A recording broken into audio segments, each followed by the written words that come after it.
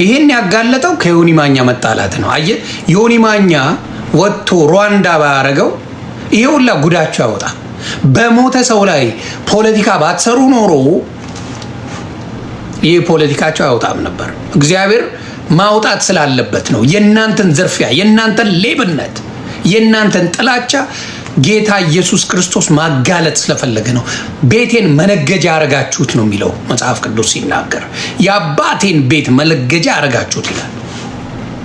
ነግዳችሁበታል። የጌታ ኢየሱስን ስም ነግዳችሁ። እንዳልክ የሚባል ሌባ የብልጽግና ካድሬ ግቡና በደንብ ጠረጴዛ ላይ የተቀመጠ በፎቶ የምን የሶሻል ሚዲያ አነቃቂዎች ተብሎ የብልጽግና እራት ላይ ቀርበዋል። ማ እንዳልክ ቀርቧል። ምን ከሆነ በኋላ ጴንጤ ከሆነ በኋላ ጴንጤ ከሆነ በኋላ አየህ፣ ጴንጤነት ብልጽግናነት ማች.com ነው። ይሄ ጥሩ አይደለም። በመጀመሪያ እላይ ያላችሁ ሰዎች ወንጀለኞች አይደላችሁም ወይ? ወንጀል አይደለም ወይ የምትሰሩት? እላይ ያላችሁት ሰዎች ወንጀለኞች ናችሁ ወይስ ጨዋ ሰዎች ናችሁ? ሰው ሀገር ላይ ሲታረድ ሲጨፈጨፍ ቤተክርስቲያን ሲቃጠል ደስታችሁ እልልታችሁ አይደለም? ኦርቶዶክስን እንደፈለገ ስትባል ደስታችሁ አይደለም? ጮቤ አይደል የምትረግጡት? ጮቤ ሀገር ያቀናችን ማንም ሀገርን አላቀናም። ማንም ቤት ብትሄድ ቤተክርስቲያን ውስጥ አንድ ንብረት የለህም። እካክ ነው ያለ፣ ምንም የለ። ሌሎቻችሁ ከኦርቶዶክስ በስተቀር ሀብትና ንብረት ያላት ኦርቶዶክስ ብቻ ናት። ዚስ ኖባዲ ኤልስ። ሌላ ቤተክርስቲያን የትም ቦታ ብትሄድ፣ መስጊድ ብትሄድ፣ ጴንጤ ቸርች ብትሄድ ወፍ የለም። ወፍ ቅርስ የለም። what do you have? ቅርስ የሚባል የለም። ሪያሊቲ ምን አንድ ሌባ ቢገባ ምንም ይዞ የሚወጣው ነገር የለም። ወፍ። ስለዚህ መጀመሪያ ቆም ብሎ ማሰብ ጥሩ ነው። የ10 ዓመት ስራን አሽመድምጄው ገደል ከትቼዋለሁ በ3 ቀን። 4ኛ ቀኔ ነው ዛሬ። 4ኛ ቀኔ ነው።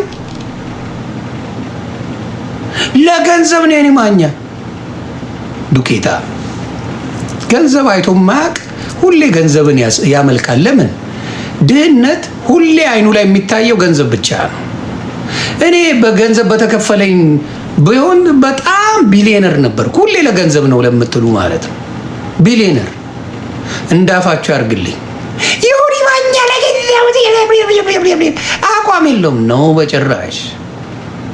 አቋም የሌላችሁ እናንተ ናችሁ። ጥሩ ሲሰራ ጥሩ፣ መጥፎ ሲሰራ መጥፎ የምል ሰው ነኝ ከበፊትም።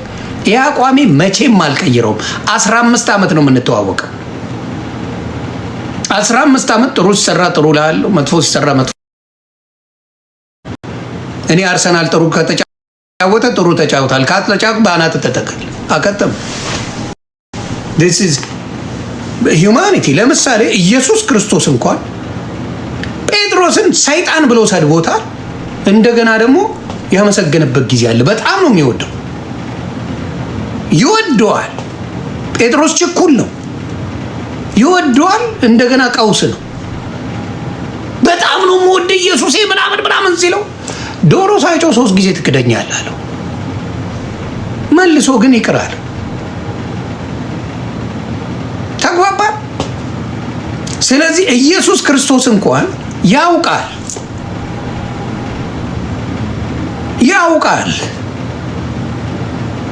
ስለዚህ አስመሳይ ሌቦች በኦርቶዶክስ ጥላቻ ላይ የሰከረ ማንነት አላቸው። አዊ ነው የወጣ እያንዳንድ ስም ብትጠራ አብዛኞቻችሁ በፓስተር ደረጃ ያላችሁ ምን ነበራችሁ? የበፊት ህይወታችሁ ብትባሉ ኦርቶዶክስ እየነበርኩ ቃሚ ነበርኩ፣ ጠጪ ነበርኩ፣ ሰካራም ነበርኩ፣ ሴት ሸጓሪ ነበርኩ። አሁን ግን ጌታ ረዳኝ። ምን ሰውን ፓስተር ሰውን ኦርቶዶክስ ምን ነበርክ? ቄስስ ሆነ ትዝታው ሳሙኤል ሸጓሪ ነበር። ኤቭሪባዲ ኖውስ ኤቭሪባዲ ድምፁ በጣም ስለሚወዱት ዝማሬውን ችለውት ነበር። ሸጓሪ ነበርኩ። ከዛ ታባራለች። የኦርቶዶክስ ነው ለምን ክርስትናን ያበላሻል? እናንተ ቤት አሁን አደባባይ አይደል የሚዘምሩት እየለጠለጡ ልጥልጥ አድርጎ አይደል እንደ አደባባይ ላይ ድግስ የሚያዘጋጁት? ስንት ድራማ እያላቸው ለምን ለክርስትና አይሆንም? በቃ ትወርዳለህ፣ ንስሐ ትገባለህ፣ እዛው ጸሎት ይደረግልሃል፣ ተረጋጋ ትበለህ፣ ከስር ትያዝና ከአንተ የተሻሉት ነው መምጣት ያለበት። ምንም ችግር እንደሌለው ማሳያ ነው። ምንም ችግር የለው። ይህን ያስባችሁታል? የኦርቶዶክስ ቄስ ሚስቱን ፈቶ ቢሆን የኦርቶዶክስ ቄስ ሚስቱን ፈቶ ቢሆን አለቀለት። አሁን አስባችሁታል? ጌታ ኢየሱስ አያደርግብህ ዲያቆን ያሬድ ሚስቱን ቢፈታ? ወይኔ ወይኔ ወይኔ! ያሬዶ የጴንጤ ጥብስ ነበርክ። ጴንጤ ቀቅሎ ይበላ ነበር። ወንድማችን መዝሙር ያሬድ ሚስትህን ፈተ ቢሆን አቤት አቤት አቤት አቤት! የጴንጤ ጥብስ ነበር። ሌት ተቀን ትቀጠቀጥ ነበር። ሜሎስን የሚለጥፍ ጴንጤ አይተሃል? ሜሎስ ሚስቱን በቅርብ እኔ ቺት ቢያደርገኝብኝም እኔ አልፈተውም በጣም ነው የምወደው ጭም ያለች ቁሬማ ዛሬ ጮኛ ተደራርገው ከተጋቡ 6 ወር ሳይመላቸው ብትንትናቸው ወጥቷል። ማን ያወራል? ጴንጤ ወጥቶ ማንና ኤልዱዬ ኤልዳና ሰላም ነሽ ኤልዱ ኤልዳናዬ ክርስትናን የምታውቁ በጌታ የሆናችሁ ጌታ ፍቺን እንደማይፈቅድ የምታውቁ አንድም ጴንጤ ወጥቶ ኧረ አይሆንም ትላላችሁ። ኧረ ጥሩ አይደለም እንደዚህ አትናገሩም። ዮኒ ማኛስ እሱ አልዳነም።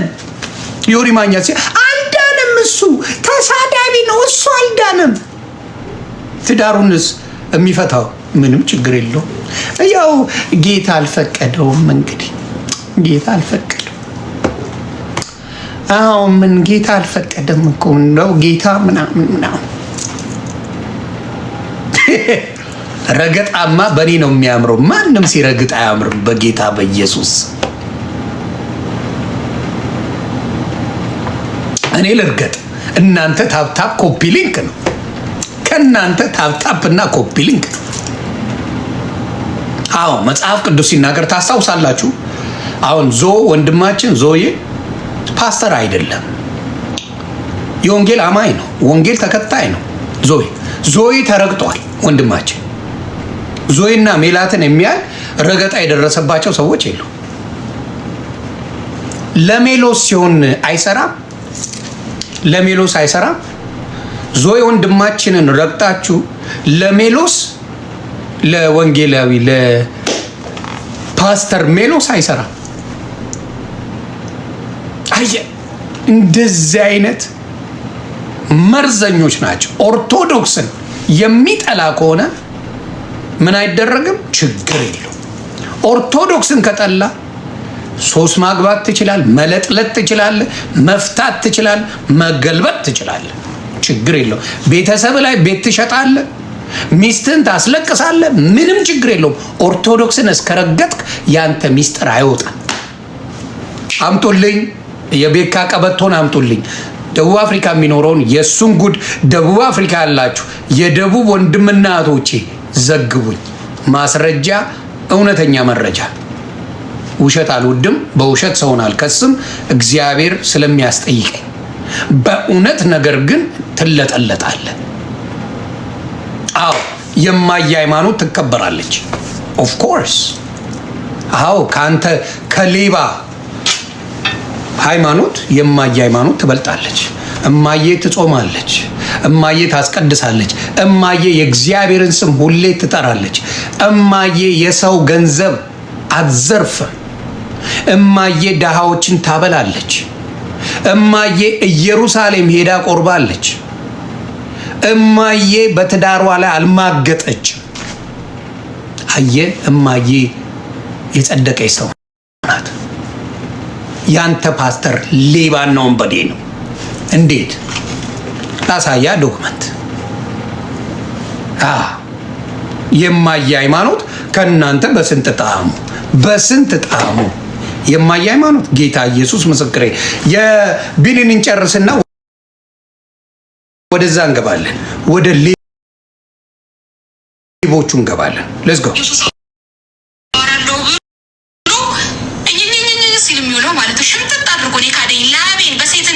አበራሽን ነው የዘረፏል። ስንት ለፍቼ የሰራሁበትን ገንዘብ ነው የሸመጠጠኝ። አንዷ ማስረጃው ነው ራሴ ነኝ። ሌላኛው የእህቱን ገንዘብ ነው የሸመጠጠው። 1 ሚሊዮን ብር ይዙን ኮንዶሚኒየም አብረን እንገዛለን። መጀመሪያ እኔ ኮንዶሚኒየም ልግዛ፣ ከዛ ያንቺን እንገዛለን። ለኮንዶሚኒየም ያጠራቀመችውን ገንዘብ እኔ መጀመሪያ ልግዛ፣ ከዛ በኋላ ያንቺን ደግሞ ሞልተን አብረን እንገዛለን ብሎ ብሯን ወሰደ። 20 ሺህ ብር ሲልክላት እሪ ያለች። ይሄንን ወንድምየው ነው ይኸው አለኝ ሪካርድ፣ የድምፅ ሪካርድ አለኝ። ከሚስቱ ጋር አውርቻታለሁ ፌስቡክ ላይ ፈልጌ።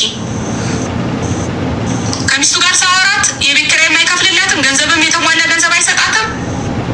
ሪካርድ ድምጿ ሪካርድ አለኝ። ደም እያለቀሰች እባክሽን ሆስፒታል ስትገባ ታማ ምናልባት አንቺን ገንዘብሽን የካደሽ ጊዜ ያለቀሹ እንባ ሊሆን ይችላል እኔን እንደዚህ አይነት ስቃ ውስጥ የከተተኝ፣ ሆስፒታል ውስጥ የከተተኝ፣ ልጄም ታሟል ኮማ ውስጥ ነው ያለው፣ እባክሽን ይቅር በይኝ ስትል አንቺ ምን አደረግሽኝ?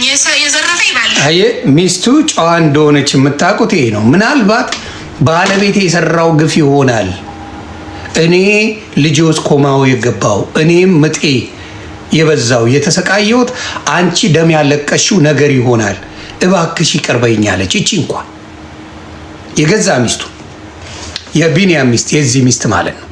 ላሳያችሁ። የዚህ ሚስት ናት። የዚህ ሚስት እባክሽ ምናልባት እሱ የበደለው በደል እሱ ደርሶ ከሆነ ያንቺን ባለቅሶ ደርሶ ከሆነ እባክሽ ይቅር በይኝ፣ እባክሽ ይቅር በይኝ ነው ያለችው። ስሙ በደንብ ይቅር እንዲለው ከፈለገ ገንዘቤን ይመልስ ብያታለሁ። ገንዘቤን ይመልስ። ምክንያት እኔ እና እሱ የሚያገናኘንን ጸብ፣ ሚስትና 2 ልጆች አሉት። ገንዘቤን ሽምጥጥ አድርጎ ይካደኝ። ባለሻሹ ቢኒ ባለሻሹ የቤተሰቦችን ቤት እላዋቸው ላይ ሸጠው። የቤተሰቦች እሱ እናቱ ጋር ቁጭ ብላ በችግር ነው የምትኖረው። እዚህ እሱ እየተንፏቀቀ ደግሞ ግማታም ብሎ ሰው ይሳደባል ቁጭ ብሎ። የሰራውበት ገንዘብ በእሱ አካውንት ነው የገባው። ፕሮፐር የሆነ ባንክ አካውንት ስላልነበረ ሲንግል ነኝ እያለ ነው የሚያወራው። እዚህ የቲክታክ በጌታ የሆኑ ቺኮችን ይጀነጅናል። ካምፓኒው ቀጥታ ወደ እሱ አካውንት ውስጥ ነበር ያስገባው ገንዘቡ አውጥቶ እንዲሰጠኝ ማለት ነው።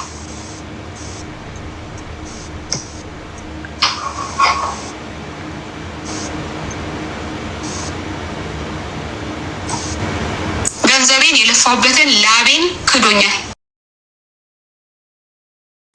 ይህንን ደግሞ ለኤርሚያስም ነግሬዋለሁ። ለኤርሚያስ ቀለሜ ነግሬዋለሁ። ጽፌ ለቸርች እሱ የሚሳተፍበት ቤተክርስቲያን ሄጄ ለጳውሎስ ፈቃዱ ተናግሬያለሁኝ። ማንም አይሰማኝ። ከዛ በኋላ ለእሱ ነግሬው 2 ጊዜ አስገብቷል። የባንክ 2 ጊዜ ያስገባበት የባንክ ስቴትመንቱ አለኝ።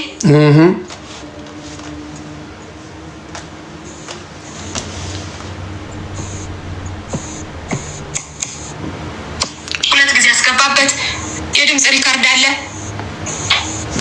እንደነዚህ አይነት ሰዎች ናቸው ተሰብስበው። ተባረኪ። ለማንኛውም አበራሽ ፍትል አበራሽ ለማንኛው እና አንተነ ስለ ዮኒ ማኛ ላውራ የምትለው አንተነ ዮኒ ማኛን ጉዱን አወጣዋለሁ ያልከው ነው የጌታ ልጅ። እንደው አንተ እኮ ሚስት እንዳለ እንኳን ተናግረህ ታውቃለህ? እኔ ሶሻል ሚዲያ ስመጣ ጀምሮ ሚስት እንዳለኝ ልጅ እንዳለኝ ከዛ ማንዬ ከዛ በኋላ ነው የተወለደው አርጌን የተናገርኩት። ሁሉም ማንም ኢትዮጵያ አይደለም ኤርትራዊ ሚስትና ልጆች እንዳሉኝ ያውቃሉ። እምኮራበት እንጂ የምሸማቀቅበት ትዳር የለኝም። ፕራውድ የሚያደርገኝ ነው። አሁን ልጆች ስለሚሰድቡ ሚስት ስለሚሰድቡ ብዙ አላመጣቸውም። እንዲያውም አማንያ አንዳንዴ ይመጣል እንጂ ለዛ ነው እንጂ በደስታ ስድብ ባይኖር ከልጆቼ ከሚስቴ ጋር ፈታ ስንል ባሳያችሁ ደስታዬን አልችለውም። በፊት አረገው ነበር። ዘመኑ የባለጌና የዘላን ሆነና ልጅና ሚስት መሰደብ ተጀመረ። ለዛ ነው ያቆምኩት። ልጆች አውጥተው ሬሳ ላይ መሳደብ ጀመሩ። ተግባባን። ለዛ ነው ያቆም ነው።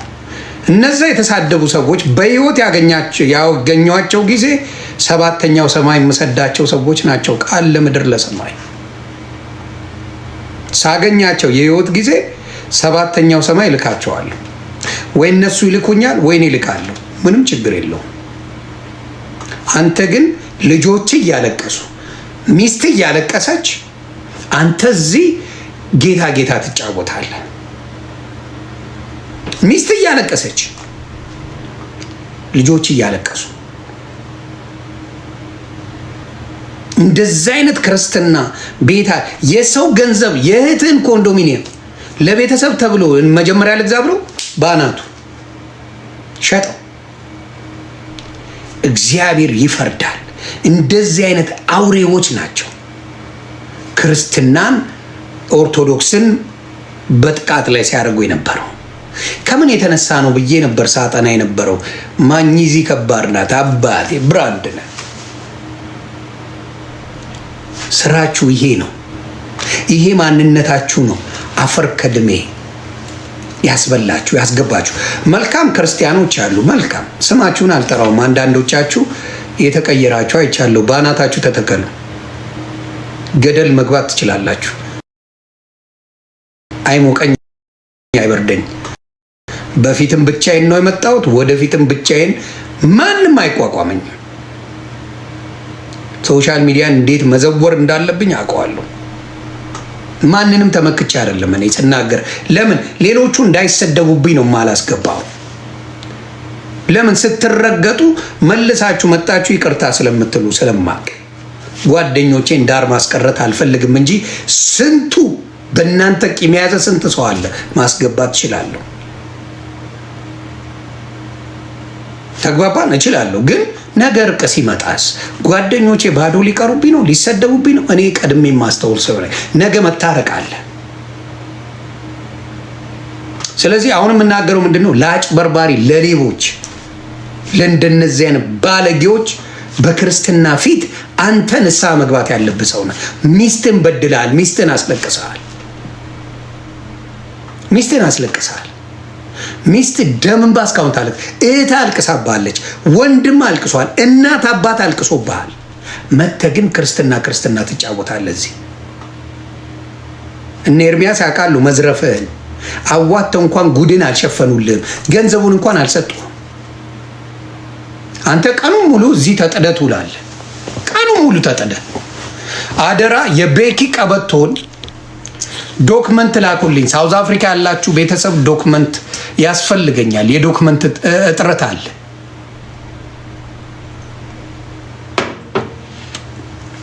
እንዳልክስ በምንድን ነው የተባረረው? ዲያቆን ሆኖ ሲሸረሙት አይደል የተባረረው?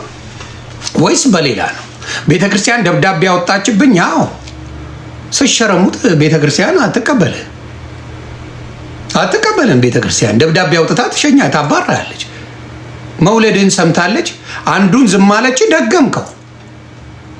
አንዱን ጉዴ እንዳይወጣ ቤተክርስቲያን እንዳይሰደብ ብላ ጉድን ሸፈነች። ቤተክርስቲያን ጉድ ሸፋኝ ናት። አንዱ ሲገርማቸው ደገምክ። ሁለተኛ አንዱን ካድክ፣ አንዱን አመንክ፣ ደገምክ። ቤተክርስቲያን ምን ታርግ? ዲያቆን ነኝ ትላለህ። መጥተህ ዲያቆን ነኝ እያልክ ነው የምታወራው እዚህ። እና ቤተክርስቲያን በአንተ የተነሳ መሰደብ አለባት። ስለዚህ ማባረር ነው ያለባት። ታባራለች። በቃ ነው እኔ ኃላፊነት አልወስድም ከዚህ በኋላ ስለ አንተ ኃላፊነት አልወስድም አለች። ፔንቴስ እልል ብሎ ነው የሚቀበል። ለምን እንዲህ ክፍት የስራ ቦታ ጌታን አምልከ ነው ጌታን አምነ ነው አይደለም። ከኦርቶዶክስ ለመበሻሸቅ እንጂ ኦርቶዶክስ ውስጥ ሆነ እኔ እናንተ ስለ ኢየሱስ ተነጋግረናል። ቪዲዮዎችን ለጥፉ። እኔም ኦርቶዶክስ እያለሁ እሱም ኦርቶዶክስ ሆኖ ስለ ኢየሱስ እኔ እናንተ ብዙ ጊዜ ሰርተናል። የማይካድ ነዋ። ፊት ለፊት አለ። ስለዚህ የማይካደውን ነገር ነው የነገርኩ።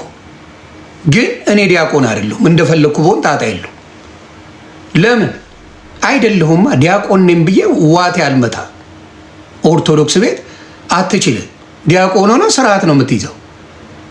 መበጥረቅ አችልም። ዲያቆን ሆነ ቤተ ክርስቲያኗ የራሷ የቀረጸችው ነገር አለ። ቀኖናው አላት፣ ዶግማው አላት። እሱን እየተማርክ ትቀጥላታለህ። አትንበጫበጭም። እዚህ መጣ ካልክ ታባራለች። ቀልድ የለም። በእነሱ ግን እንደፈለክ መሆን ትችላለህ። አሁን ለምሳሌ ኢቭን ስም አልጠራም። ቺኮች ያጫወቱ በአደባባይ የተነገረላቸው ሰዎች የሉ። የሰው ልጅ አይስትም ማለት ነው። ኢንቴንሽናል ነው። ሽጎራ ኢንቴንሽናል ነው። ሴት ልጅ ፓስተር ሆኖ መቀምጨል፣ ዘማሪ ሆኖ መቀምጨል ኢንቴንሽናል ነው ማለት ሆን ብለህ ራስህ ፈልገህ። ያው መጽሐፍ ቅዱስ የሚለው በተለይ አገልጋይ ሆነ ያንን አደረክ ማለት ትልቁ በስጋ ስለሆነ ኃጢአቱን የምትሰራው ጌታ በጣም በሱ ነገር ላይ በጣም የከፋ ነው ይላል። መንፈስ ቅዱስን መሳደብና ዝሙትን በጣም ነው። በተለይ አገልጋይ ሆነ ውስጥ የገባሁት የነ ኤርሚያስ ጀለስ ስለነበርኩ ነው። ተክሉን በክፉ የሚያነሳ የኦርቶዶክስ ልጅ አይተህ ታውቃለህ? ሳሚን ወንጌላዊ ሳሚ ሲያትል ያለው ምህረት የበዛለት የምል የኔ ወዳጅ አንድ ቀን በክፉ የሚያነሳው የኦርቶዶክስ ልጅ አለ? አንድ ቀን በክፉ የሚያነሳው የሙስሊም ልጅ አለ? የለ። ለምን? የራሱን ወንጌል ሰብኮ እልም። ፓስተር ቸሬ ኦርቶዶክስ በጣም ነው የሚወዱት። በጣም ጴንጤስ አሽቃባጭ እያለ ይሰድበዋል። ለምን? በክብር ስለሚያወራ። ምክንያቱም በጥበብ ነው። ወንጌል በጥበብ በፍቅር የሚወራ ነው። ቅዱስ አሁን ጥሩ ነገር እየጀመረ ነው። በፊት ኦርቶዶክስን ይወቅጥ ነበር ቅዱስ የኔ ወዳጅ ጓደኛ። አሁን ትቷል። አሁን ብታየው እየተወ በስያለሁ አሁን አለ በስያለሁ ትቻለሁ። ኦርቶዶክስን በፍጹም አቤልን ይወዱታል። አቤል ተራጋጭ፣ አቤል እንኳን ረጋጭ። አቤል ይረግጣል። አይ ነቢይ ጥሌማ ተዘገበኝ። ረጋጭ ነበር ኦርቶዶክስን። አሁን የተቀየረው ኦርቶዶክስን በደንብ አድርጎ የሚረግጥ ነበር። አሁን የተቀየረው ነቢይ ጥላሁን ኦርቶዶክስን ረጋጭ ነበር። የስ አሁን የተቀየረው እንጂ ረጋጭ ነበር። ሶፎንያስን ይወዱታል። ሶፎንያስ ኦርቶዶክስን ይወዳል፣ ያከብራል። አይነኩትም። በደንብ ኦርቶዶክስ ልጆቿ ያሉ የኦርቶዶክስ ልጆች ግን ፕሊዝ ወንጌል ፎከስ አድርጉ። ዘርፌማ መንዙማን የቀራት ዘርፍ እሸት እኮ ዘርፌ አሪፍ ዘፋኝ ነበረች። ከዘፋኝነት ወደ ኦርቶዶክስ ዘማሪ መጣች። የኦርቶዶክስ ዝማሬም ሰው ይሰማል፣ ግን ቻፓ የለውም። ምክንያቱም ኮንሰርት የለም። የኦርቶዶክስ ለዘፋኝ ለዘማሪ ኮንሰርት አዘጋጅ።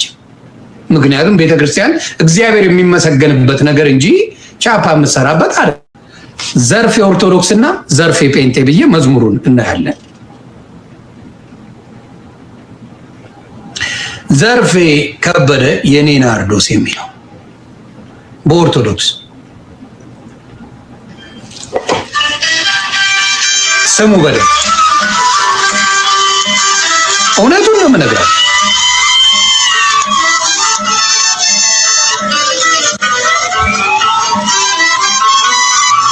ስሙ በደንብ በእውነት ይህን ስትዘምር ያስለቀሳል።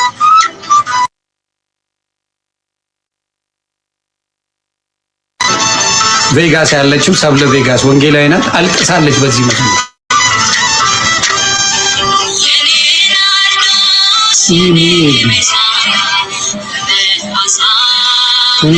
አስጨፍሪ። አሁን እንዲህ ማለት አልችል፣ በዚህ እንዲህ ማለት አልችል።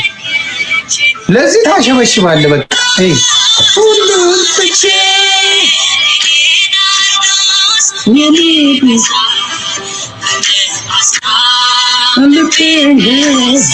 አጨፍር። በዚህ እንዲህ ቁጭ ነው የምትለው።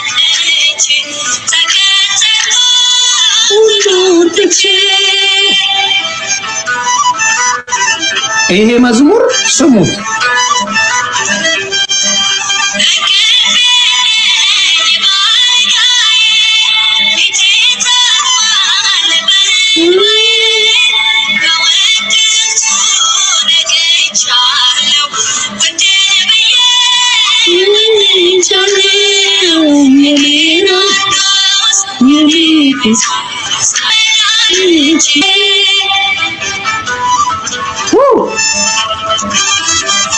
ኧረ ይሄ ነገር ሊያስለቅሰኝ ነው። ኖ አይሆንም።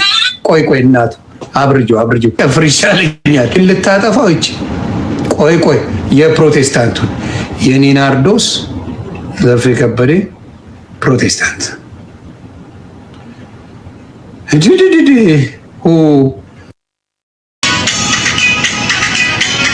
የኔ ናርዶስ የሚለውን የፈለኩት በፔንት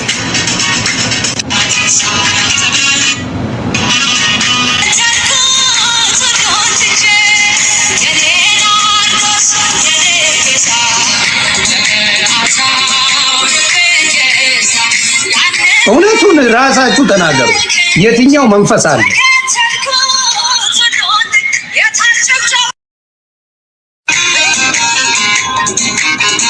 ሸክሽክ ዝም ብለህ ነው። አሁን ወደዛ ልመልሳችሁ። ይሄን ሰማችሁ? ልመልሳችሁ። ጌታ ኢየሱስ ምስክሬ ነው የምላችሁ። ራሳችሁ ይሁት። ይሄን ደግሞ የኦርቶዶክስን ይሁት።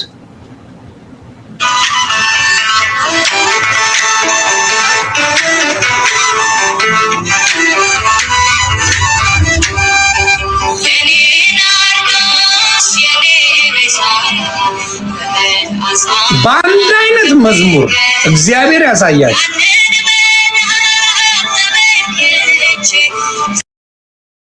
እርጋቷን ይሁት።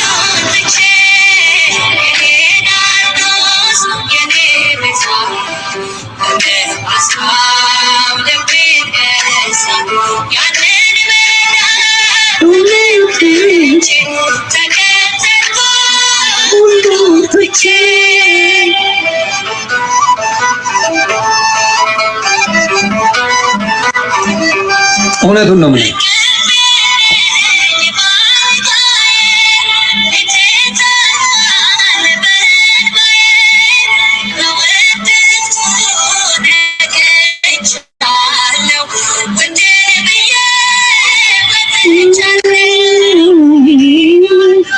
እና ልነግራችሁ የምፈልገው ምንድን ነው፣ ከጭፈራ የተገናኘ መዝሙር ለክርስቶስ አይደለም።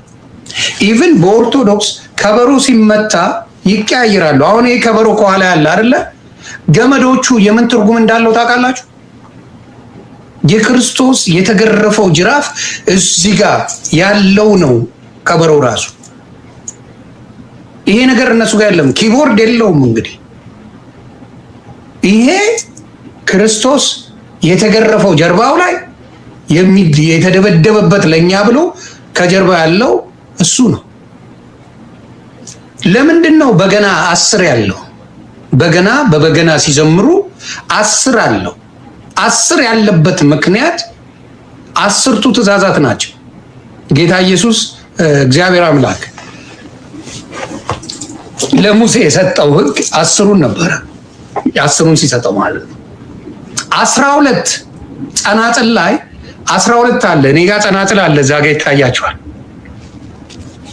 ለምን እንደሆነ ታውቃላችሁ? ጸናጽል 12 የሆነው 12ቱ ሐዋርያት ናቸው። ሐዋርያቶቹ 12 ስለሆኑ ነው። ስለዚህ ብዙ ነገሮች አሉ። ኦርቶዶክስም በጣም ይማርኩ ከቤተክርስቲያን ጋር የተያያዙ ነገሮች አሏት። ከጌታ መጽሐፍ ቅዱስ ጋር የተያያዘ ብዙ ነገሮች አሉ። ይሄን የምትለው እዛ ቦታ የለም። ምንድን ነው? ትዕቢት በትቢት ድኛለሁ ብሎ በትቢት እንድትወጠር ያደርጋል። ትልቁ ትቢት አለ። ማንም የለም ይሄን የሚከራከር ሰው አታመጣ። በማንም የለም። ኦንሊ ጂሰስ የሚባሉ አሉ። እግዚአብሔር የመጣው ለነ ሙሴ ነው። ኦንሊ ጂሰስ አሁን አዳኙ ክርስቶስ ብቻ ነው፣ አብ ወልድ መንፈስ ቅዱስ አይደለም ነው የሚሉት ኦንሊ ጂሰሶች። ኦንሊ ጂሰስ ብቻ ነው፣ ጂሰስ ብቻ እንጂ ሌላ አያስፈልግም የሚሉ ናቸው። እና ብዙ ብቻ አለ። ተአምር ነው በጌታ በኢየሱስ ስማት ነው። ተአምር ነው። ከየትኛው ነው ብላችሁ ጠይቁ። አሁን የኦርቶዶክስ ልጆች ጴንጤ መሆን ከፈለጋችሁ ጠይቁ። ከየቱ ናችሁ ብለህ ጠይቁ። የትኛው ዲኖሚኔሽን ነው ለኔ የሚሆነው ብላችሁ ጠይቁ። የትዝታውን ላሰማችሁ በኦርቶዶክስ እያለና በፕሮቴስታንት ያለውን ላሰማችሁ፣ ልዩነቱን የመዝሙሩን ላሰማችሁ። ትዝታው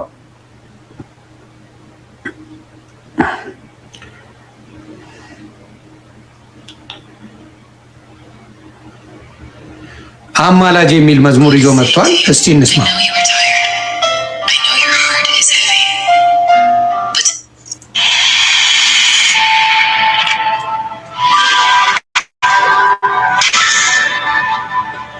እየሰማችሁ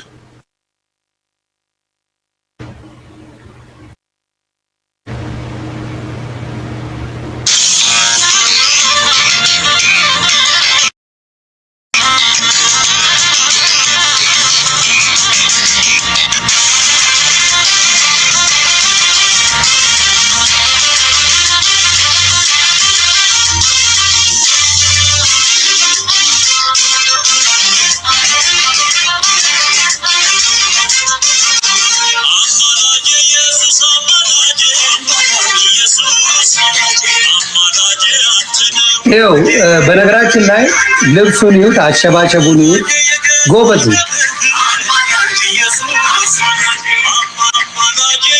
አሸባሸቡ ደስ ይላል።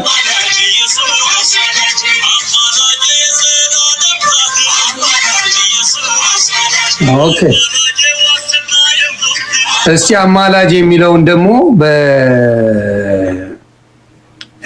ይሄ ነይ ነይ እምዬ ማርያም የሚለውን ቀይሎት ነው የሚለውን ቀይሮ ነው።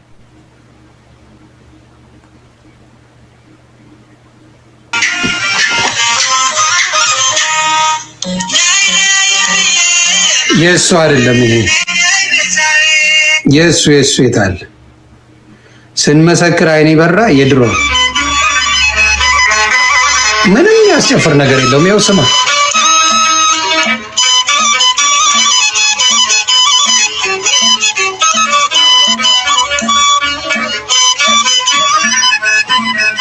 ለመጨፈር ሞክር፣ በዚህ ሞክር፣ ጨፍር እስቲ።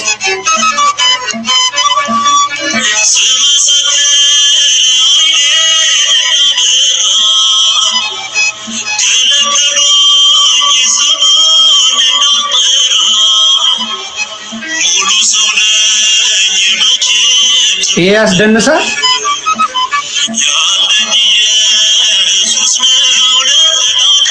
የኦርቶዶክስ ቤት እያለ ነው ስለ ኢየሱስ ዘምሯል። ኢየሱስን ዘምሬ አላውቅም ነው ያለው።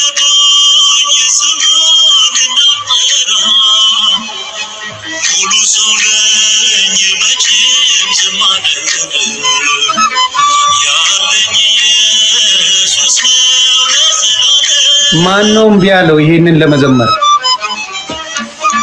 ኢየሱስን አልዘምረውም ብሎ ነበር።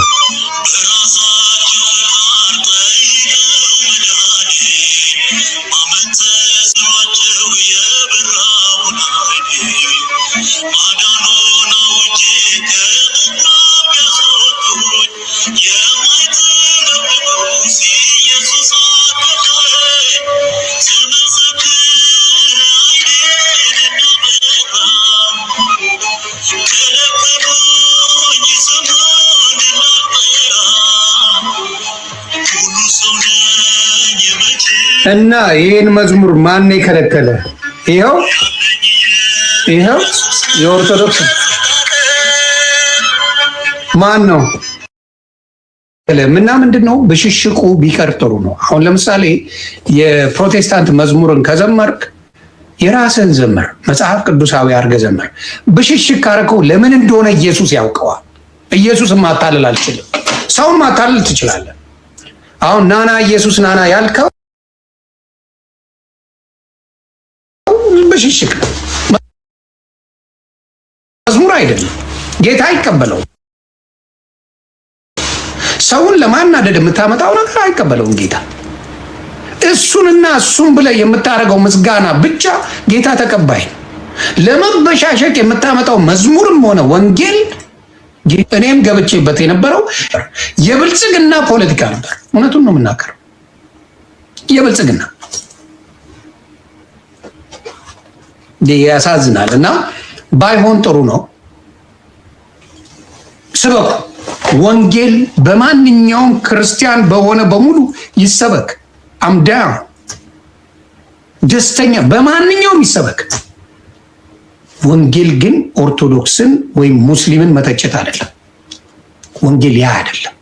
አንተ ቤት መረን ሌባ ጌታን አውቃለሁ ብሎ የሚያጭበረብር በዲኖሚኔሽን እንኳን በክርስትና እንኳን የማትገናኙ ሆነ ኦርቶዶክስ ጋር ሲሆን ግን ተቃቅፈ ስትመጣ አውሬ እንደውም ካይቻለሁ። በቃ ጌታ ኢየሱስ ምስክሬ፣ ተቃቅፋችሁ ኦርቶዶክስን ለመጣል በዲኖሚኔሽን ብትለያዩ በምን ብትለያዩ ለደቂቃ ቁጭ ብላችሁ ማትነጋገሩ ሰዎች እነዳሃለሁ ነው ያለው። ይኸው ላሳያችሁ፣ እነዳሃለሁ። ሉተራውያን ናና አሳያለሁ። ኦርቶዶክስን ለመርገጥ እኮ ከሉተራውያን ጋር አንድ ላይ ይሰራሉ። ኦርቶዶክስን ለማብሸቅ ለመስደብ ይሰራሉ እኮ ከሉተራውያን ጋር። ግን ልክ ኦርቶዶክስ ጋር ና ይኸው እነዳሃለሁ ነው የሚባባሉት።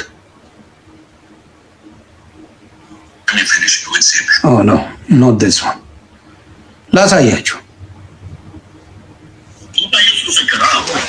ሉተራውያን የተባልክ እንደ ደብረ ብርሃን በግ ነው የምነዳ። ስማ፣ ሉተራውያን የተባለችው እንደ ደብረ ብርሃን በግ ነው የምነዳ አልኩ። አንተ ለኦርቶዶክሳውያን ወንጌል አይሰበክም ብላችኋል አይደለ? እንኳን ለነሱ አይደለም ለእንደናንተ አይነቶቹ ሙት መንፈስ የተሸከማችሁ ሁሉ ወንጌል እንሰብካለን። ሙት መንፈስ ያሉት ምን መሰላችሁ? ብላለች አላችሁ። ኢትዮጵያ ውስጥ እየጠየቁ ነው። ሙት መንፈስ ማለት ምን አይነት ነው? ቅዱሳንን ነው ሙት መንፈስ የምትሰብኩ የሚላቸው። ቅዱሳንን ሙት መንፈስ ነው የሚላቸው። ስሙ፣ እነዳለሁ እያለ ነው ነገር። ስሙ፣ ቤተክርስቲያኒቱ ራሷ ሉተራውያን እንደዛ ብለው ከሰጡ ይፋረደኝ ቸሩ መድኃኒዓለም አልኩ።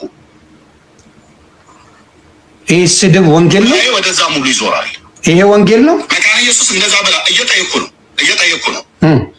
መሰበክ የለበትም እያሉ ነው። ከዚህ በፊትም ተናግሬያለሁ። እኔ አንዳንድ አገልጋዮች የኦርቶዶክሳውያን ወንጌል መሰበክ የለበትም ብለው የተጨናበሱ የመካነ ኢየሱስ አትሰብክ። ምን አገባ?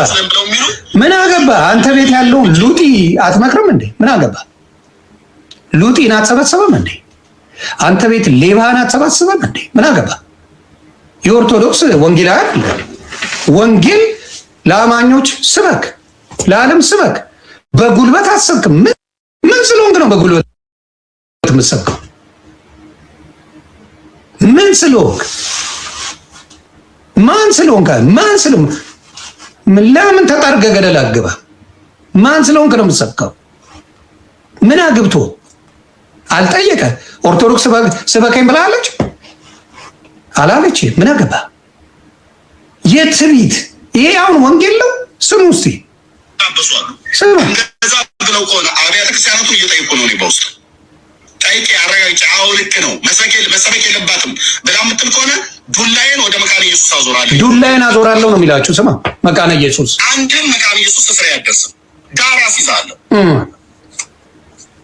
ይሄ ነው ሰበካ። እዚህ ይዛችሁ እና ላምጥታችሁ አጭሩ ማለት ነው። መሰበክ አለበት ለካቶሊክ፣ ለአይሁዳውያን፣ ለኦርቶዶክሳውያን እንደዚሁም አሁን እንደዚህ በእንቅልፍ መንፈስ ስለተመታ ሉተራውያንና መካኒስቶቹ ልጨምር ፔንቴኮስታልም ቢሆን መሰበክ አለበት። ስንት ፔንቴኮስታል፣ ሉተራውያን፣ አዲስ ኪዳን የምትለየው የለም። ወንጌል ቅርጫ ሁሉ ነው የሚሰበከው። በስራዬ ነው የመጣው ብራዘር፣ በስራዬ ነው የመጣው። የተጠራው ሄሎ ካችኋለሁ እናንተ ማለት መሰበክ አለበት። ለእንትና መሰበክ የለበትም። ለእንትና መነገር የለበትም እያሉ የሚሉ ቪዲዮ አይቻለሁ። ይሄድን ነው አያችሁ። በስራዬ ጋራ የጌታ እራትን ከምን ነው ጌታ ኢየሱስ ምስክር። አዎ ሉተራውያን የተባለችው እንደ ደብረ ብርሃን በግ ነው የምነዳ አልኩ። ሰምተሃል? ትነዳለህ።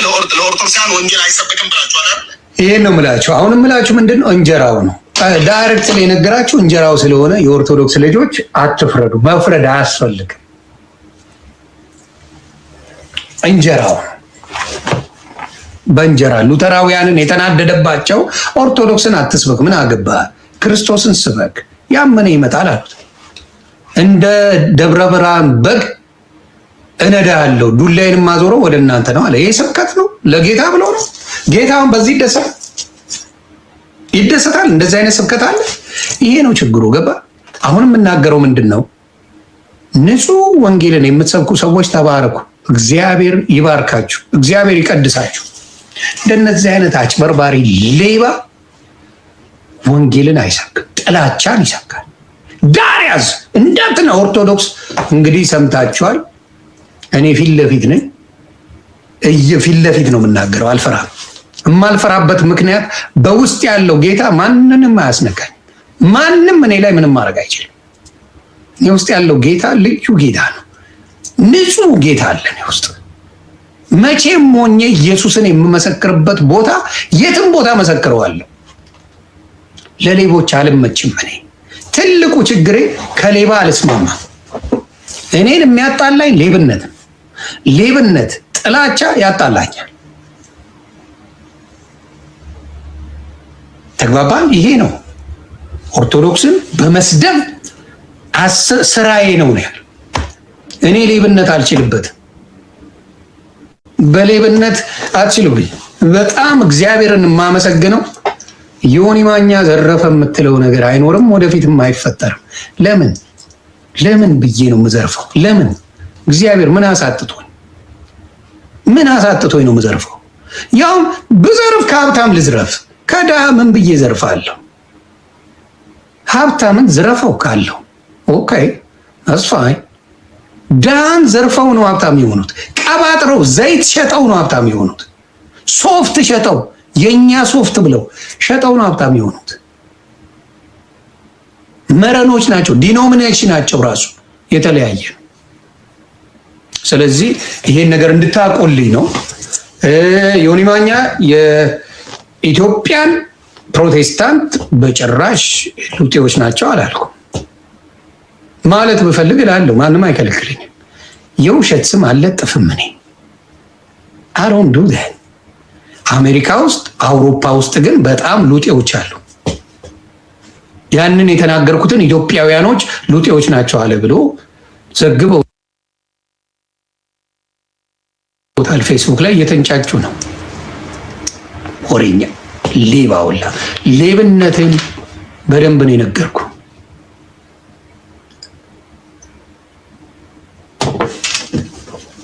ያን ነው ብላችሁ እና አሁንም እላለሁ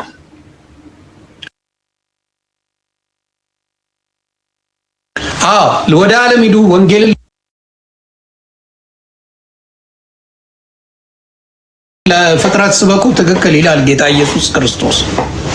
ወንጌልን በምን መልኩ ነው የምትሰብከው? በኦርቶዶክስ አልተቃወመችም። ወንጌላዊ ተክሉ ነው። ሌሎችንም ለምን እነ ጥበብ ወርቅዬ ሌሎችን ለምን ኦርቶዶክስ አልተቃወመችም? ለምን አልተቃወመችም? መስበክ መብታቸው ሙርታዊ ማከለክ። ፓስተር ቶሎሳን ለምን አልተቃወመችም ኦርቶዶክስ? ለምን ማንከለከለ?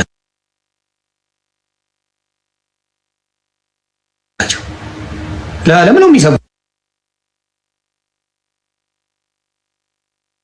ወንጌልን። ኦርቶዶክስ እንዲህ ናት ብለህ ውሸት ስም ለጥፈ ግን አትችልም። ኦርቶዶክስ ኢትዮጵያ ብቻ አይደለም ያለችው፣ ድንቁርናቸው እዛ ጋር ነው። አንዳንድ መሀይም ጴንጤ ስትሆን አይም ዶማ ጴንጤ ስትሆን ኦርቶዶክስ ኢትዮጵያ ብቻ ያለች ይመስላል። ኦርቶዶክስ ግሪክ አለች፣ ግብፅ አለች፣ ራሽያ አለች፣ አርሜኒያ አለች፣ ህንድ አለች። የተለያዩ ዓለም ላይ ኦርቶዶክስ አለች። ኦርቶዶክስ ኢትዮጵያ ብቻ ያለች የሚመስላቸው ከሰባተኛ ጫ ያቆሙ መሃይማን እንደዛ የሚመስላቸው ሰዎች አሉ። that's the saddest truth። ያ ነገር አፈር ከድሜ ከቷቸዋል። እስራኤል አለች፣ ይቅርታ እስራኤልን ረሳው። እስራኤል አለች። ታዲያ የኢትዮጵያን ባይኖር ሌላ ሀገር ላይ ኦርቶዶክስነቷ ይቆማል?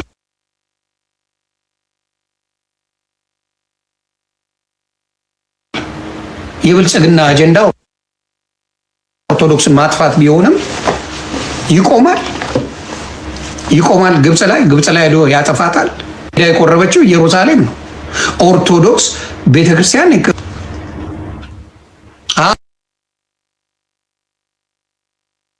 በፊት እኔ ፖስትቸው ነበረ ራሻ ያሉትን። ስለዚህ ሁሉም ሀገር ላይ ኦርቶዶክስ አለች። ስለዚህ ኢራቅ፣ ሲሪያ ብዙ ሀገር ኦርቶዶክስ አለች። ስለዚህ ብዙ ሀገር ያለችውን ኦርቶዶክስ ኢትዮጵያ ላይ ለማጥፋት ብልጽግና በደም በጀት መድበዋል። ንቁ።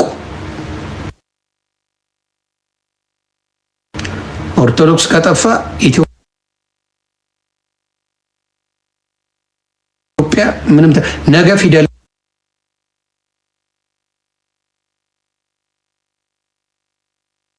የላትም ትባላላችሁ።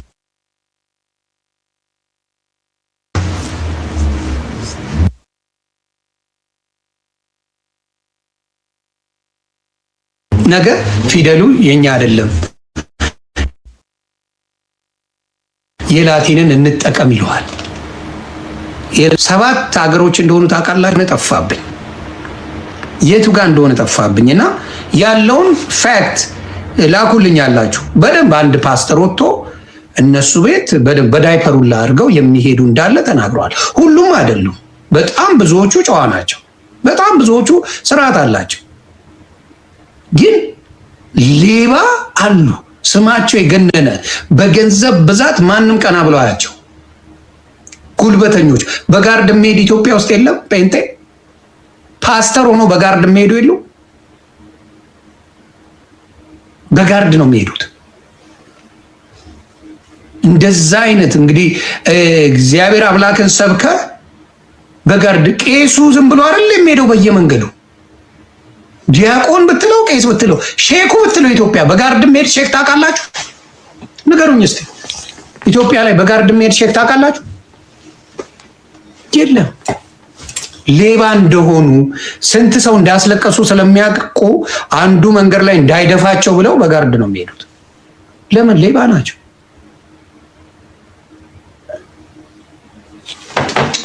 ስለዚህ ይሄን ነገር ነው የምናገረው። አሁንም ልንገራችሁ፣ እውነትን መደበቅ አይቻልም። ብትልኩልኝ ደስ ይለኛል። ያንን ቪዲዮ ካላችሁ እኔ ፊት ለፊት አስቀምጥላችኋለሁ። ሰው ያ መዝሙር ግን ተመችቶኛል። የኔ ናርዶስን በእውነት ላዳምጠው። ጌታ ምስክሬ፣ የኔ ናርዶስ በጣም ወድጄዋለሁ።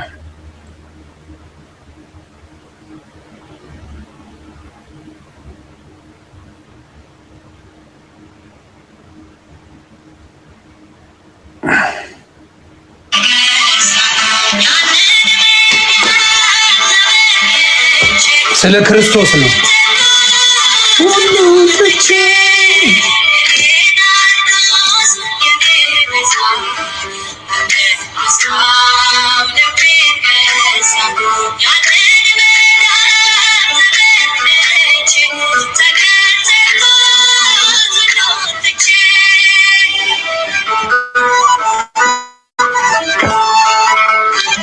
በጋሻው በአንድ ቀንማ ሁሉንም አልጠቀልልም። ጥብስ እኮ ነው፣ ቀስ እያለ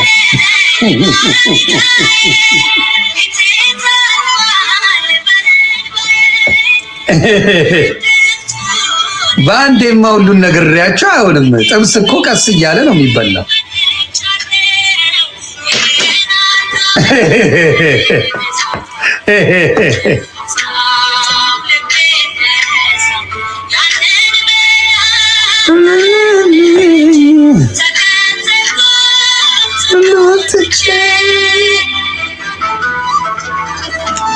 ትግራዋይ ጴንጤ ናስቲ ትግራዋይ ጴንጤ ልኮልኛል።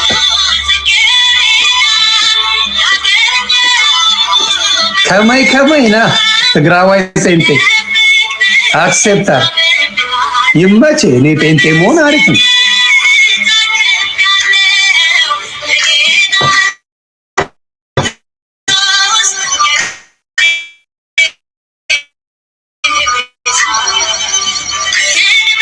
ወይ በ1000 በ2000 አላሳውቃችሁም። ሞቅ ያለ ቪዮር ያላችሁ ነው እንጂ በ1000 በ2000 ምን ታደርጉልኛላችሁ? ሲሶ አመሰግናለሁ በእውነት። በነገራችን ላይ ሲሳይን አመስግኑልኝ። ሲሳይ በነ ኤርሚያስ ይረገጣሉልኝና ኦርቶዶክስን በመጥላት ጌታ አይመሰገንም ብሎ የሚያምን ልጅ ነው። አቤላ እንኳን ፐርሰናሊም ችግር አለ ከነሱ ጋር። የሲሳይን ግን ስለሚያጋልጣቸው እኔ ራሱ ጌታ ኢየሱስ ምስክር ኤርሚያስ ፕሊስ እሱ ቤት አትግባ ነው ያለኝ። ለምን እንደሆነ አላውቅም። ችግር አለባችሁ እንዴ?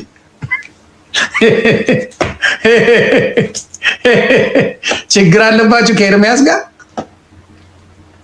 የዛ ቀን ማኛው አንበሳው ብለህ ጽፈህ በነበረበት ሰዓት ላይ ፕሊስ እንዳትገባ እኔ ጠይቄ አላውቅም እንዳታረግ ብሎኛል። ለምን እንደሆነ አልገባኝም። ወይተ ችግር አለባችሁ በማ አላልኩም ካለ ጌታ ኢየሱስ ምስክሬ እሱም አይለውም አላልክም አይልም ብሎኛል። ለምንድን ነው ችግር አለባችሁ?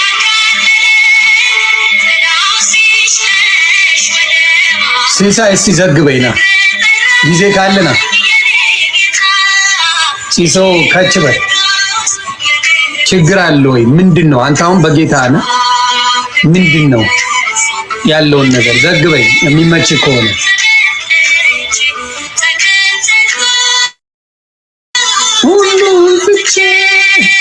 አይ እሱ ከተመቸ ይገባል።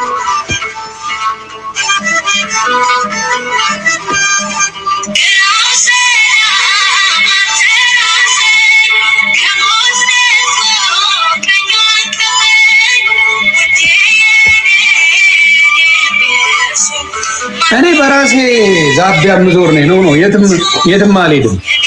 ወደዚህና ወደዛ ነው የምባል ሰው አይደለሁም። እኔ በራሴ የምመራ ነኝ። ወደዚህና ወደዛ ነው የሚባል ነገር የለም። ነገ ልዞርብህ እችላለሁ። ስለዚህ የኔ ነገር አይታወቅም። እዚሁ ብቀመጥ ይሻላል። ነገ ልዞር እችላለሁ። ስለዚህ እዛው በጌታ ነው።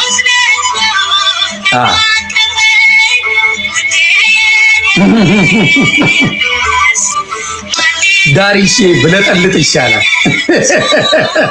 ማንንም ሪፕሬዘንት አላለም።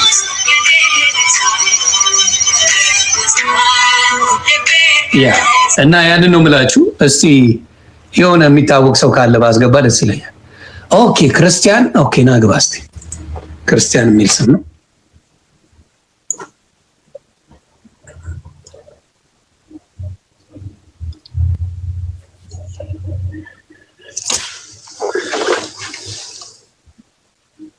ዮኒዬ ሰላም ነህ? እንዴት ነህ? ጌታ ይክበር። እንዴት ነህ? እግዚአብሔር ይመስገን ደህና ነህ? አለሁ እግዚአብሔር ይመስገን። ከተናገርኩት ነገር ውስጥ ስህተቶች አይተሃል? ስልህ ያው ጥሩ ነው፣ ግን አንድ ነገር ያለኝ ሀሳብ ነው። እኔ እንደ ሀሳብ ነው የምናገረው። ሁሉንም በእርግጥ ነጋዴ ነው፣ አሁን ነጋዴዎች ናቸው።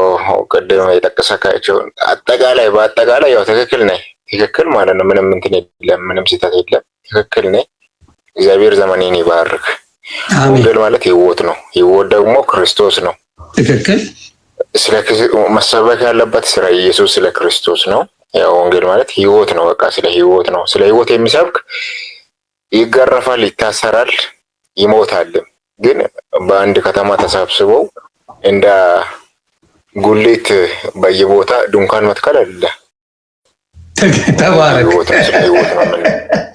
ትክክል ማለት ብዙ ጊዜ እንትን እላለሁ። ምናልባት የሚቃወሙኝ ሊኖሩ ይችላሉ በዚህ ውስጥ ማለት ነው። እኔ የፕሮቴስታንት እምነት ተከታይ ነኝ። ያው የክርስቶስ ተከታይ ነኝ እኔ። ትክክል።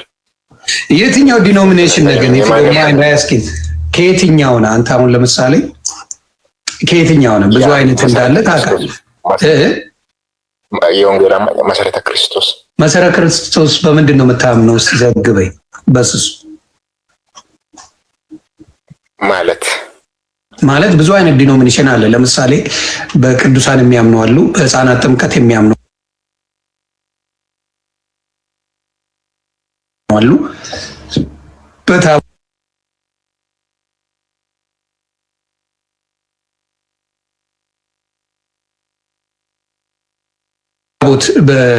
በማቅረቢያ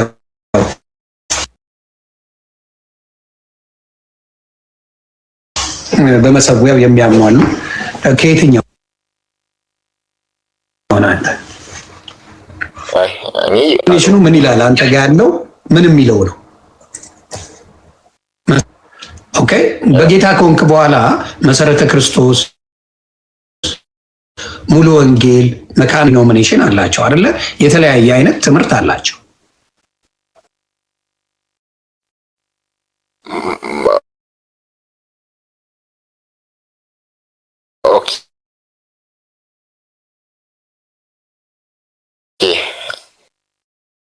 የመሰረተ ክርስቶስን ምን ታደርግልኝ መሰለህ? ለሌላ መሰረተ ክርስቶስ በምን ላይ ነው? ምን ተግባባን? ግን መሰረተ ክርስቶስ ዶክትሪን እያልኩ ነው። ዶክትሪኗ ምንድን ነው? መሰረተ ክርስቶስ ማለት እኔ አሁን መሰረተ ከሚኬሲም ካሌወትም ግን ሙሉ ወንጌልም ብዙ እንትን የለንም ልዩነት። በአንድ እንትን ልዩነትማ ባይኖረው ማትለያዩ። ስለዚህ ልዩነትማ አለው። ስለዚህ አሁን ያንተ ማለት ያለብህ ምን መሰለህ? ጠይቃቸው። መሰረተ ክርስቶስ ህፃናት ታጠምቃለች ወይ? በህፃናት ጥምቀት ታምናለች ወይ? ታጠምቃለች። ታስተምራለች። ታጠምቃለች። ኦኬ፣ ታጠምቃለች። ይሄን ነገር ትቀበላለህ? ያ ልክ ነው። ልክ ነው። ሙሉ ወንጌል አይቀበሉትም። ምን ትላለህ አንተ? አሁን በዚህ ላይ ልክ ነው ልክ አይደለም በምን ውስጥ ነህ? አሁን ሁሉም ፕሮቴስታንት ነኝ ይላል። ቁርባን ውስጥ እንዴት ነው አንተ ጋር? ቁርባንን ትቀበላላችሁ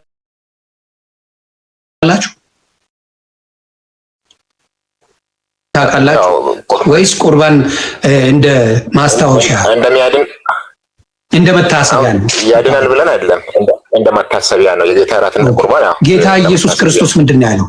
ስጋዬን የበላ ደሜን የጠጣ የዘላለም ሕይወት አለው ይላል አይደል? ኢየሱስ ነው ያለው፣ እኔ አይደለሁ። ከኢየሱስ ማን በልጦ ነው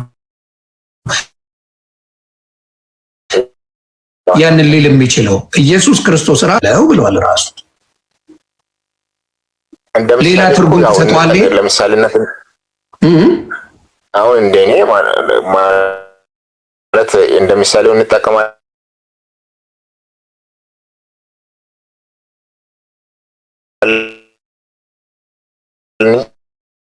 አሁን በየቤተክርስቲያናቱ አሁን በእኛ ቤተክርስቲያን የሚሰጠው የኢየሱስ ክርስቶስ ስጋ ሳይሆን ምሳሌው እንዲሁ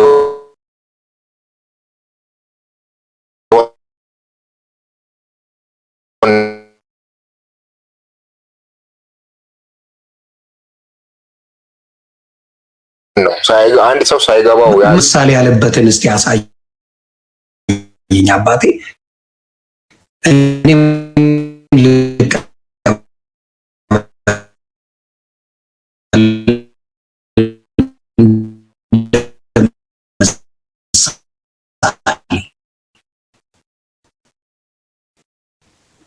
አሳይ መጽሐፍ እንጂ በምድር የተመላ አምላካችን ነው። ምድር ላይ ኖሯል 33 ዓመት። ነው። ለምሳሌ ለኛ አሁን እንደምሳሌ መታሰቢያ አድርገን የኢየሱስን ስጋ ነው ለምሳሌ ቆርሰን ብለው ኢየሱስ መታሰቢያ ማለት ምንድነው? አሁን አያድንም? ለዘላለም ህይወት አይሆንም?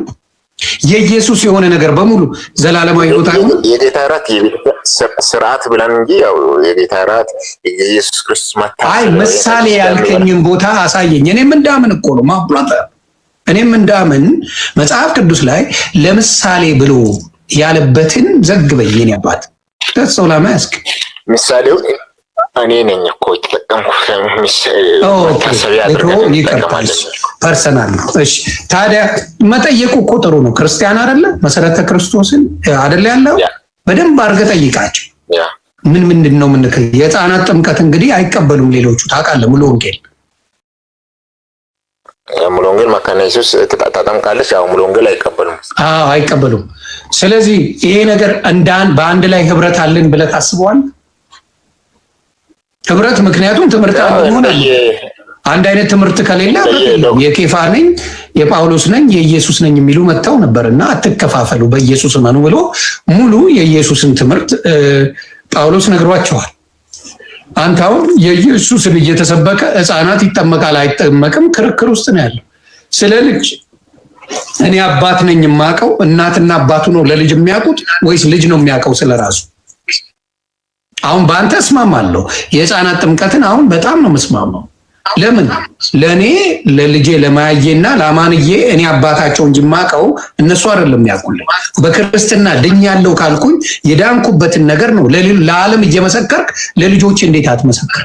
ልጆቼ በክርስትና እንደሚድኑ እንዴት እርግጠኛ አትሆንም? ስለዚህ አንተና መካነ ኢየሱስና መሰረተ ክርስቶስ በዚህ ቦታ ልክ ናቸው ማለት ነው።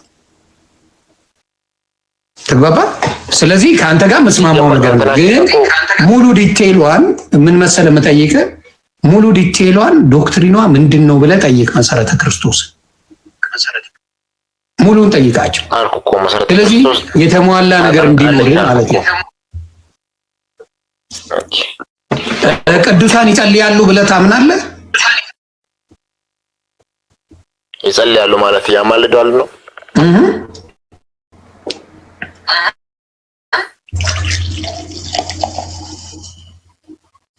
ማለት።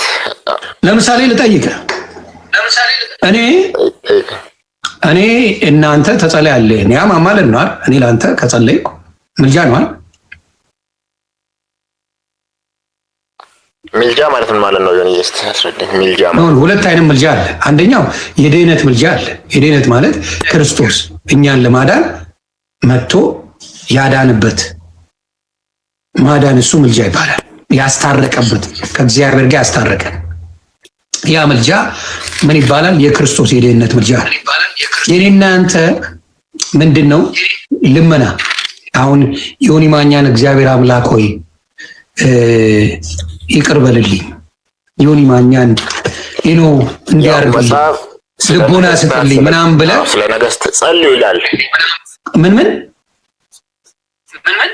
ስለ ነገስታት አይ ቲንክ ይላል። ትክክል ይላል።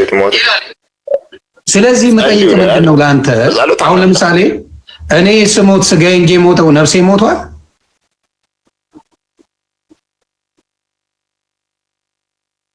እኛ ስጋችን እንጂ ነፍሳችን አይሞትም አይደለ?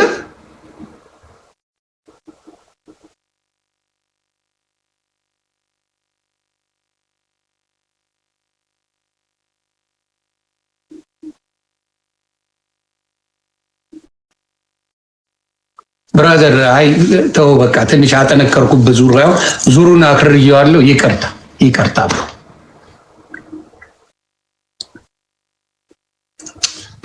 በጣም ይቅርታ። ዙር ማክረር ጥሩ አይደለም። በአንዴ ቀስ እያልኩ እንጂ እንደዚህ ዙር ማክረር ለጤናም ጥሩ አይደለም። ቤተሰብ እናንተም ቀስ እያላችሁ ኤሌክትሪክ ክራይስት። እሺ ኤሌክትሪክ ክራይስት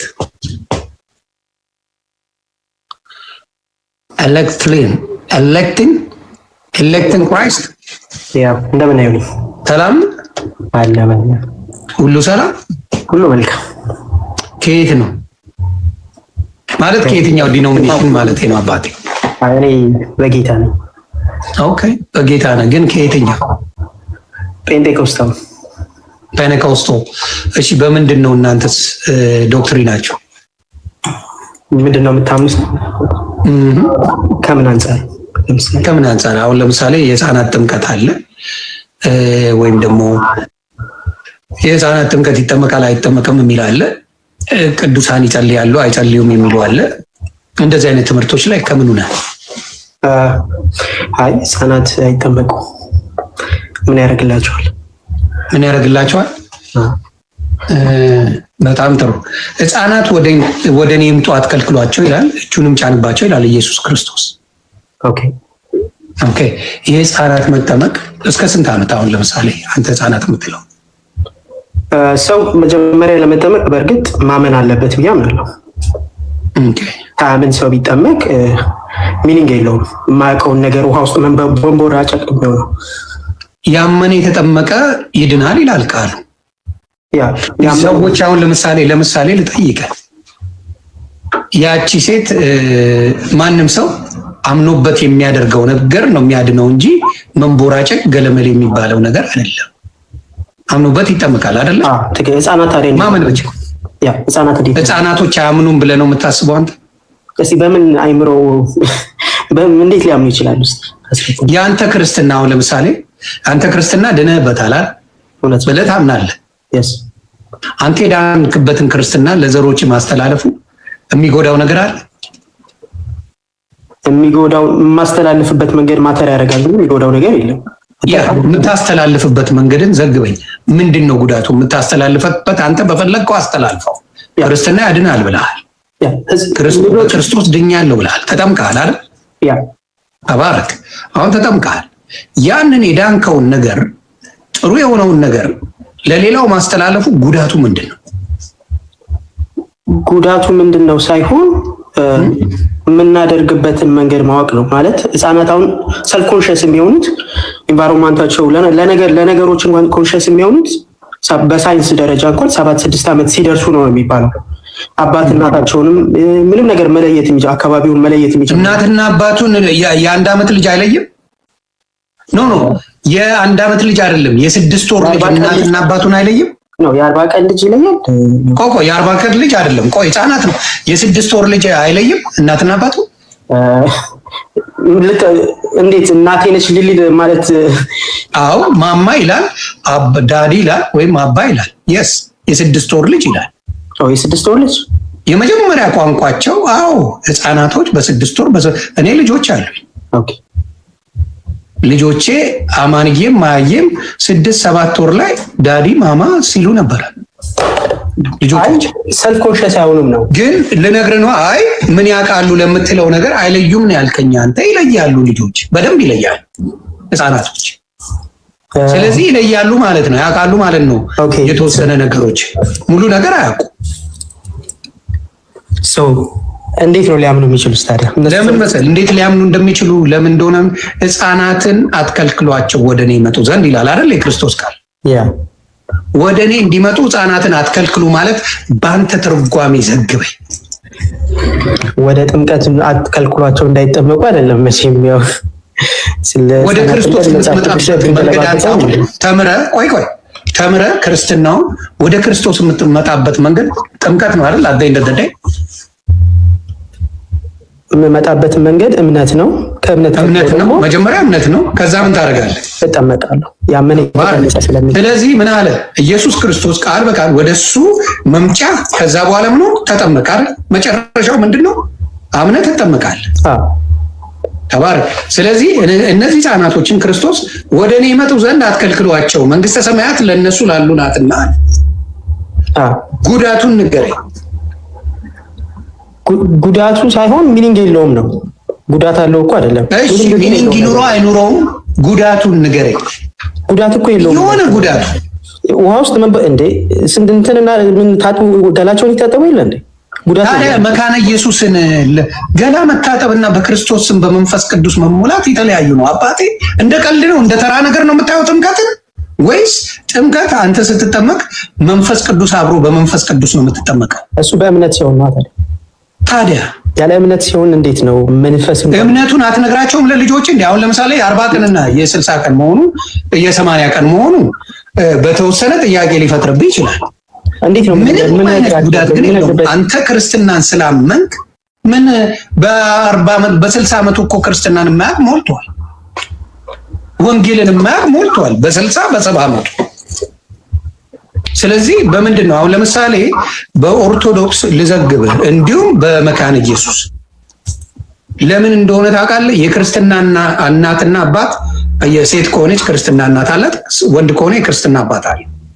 በክርስትና ሕይወቱ እውነተኛው ትምህርቱ በክርስትና ሕይወቱ ከልጅነቱ ጀምሮ ያ ሰው ክርስቲያንነትን እያስተማረው እንዲያሳድገው ክርስትና አባት የተባለው።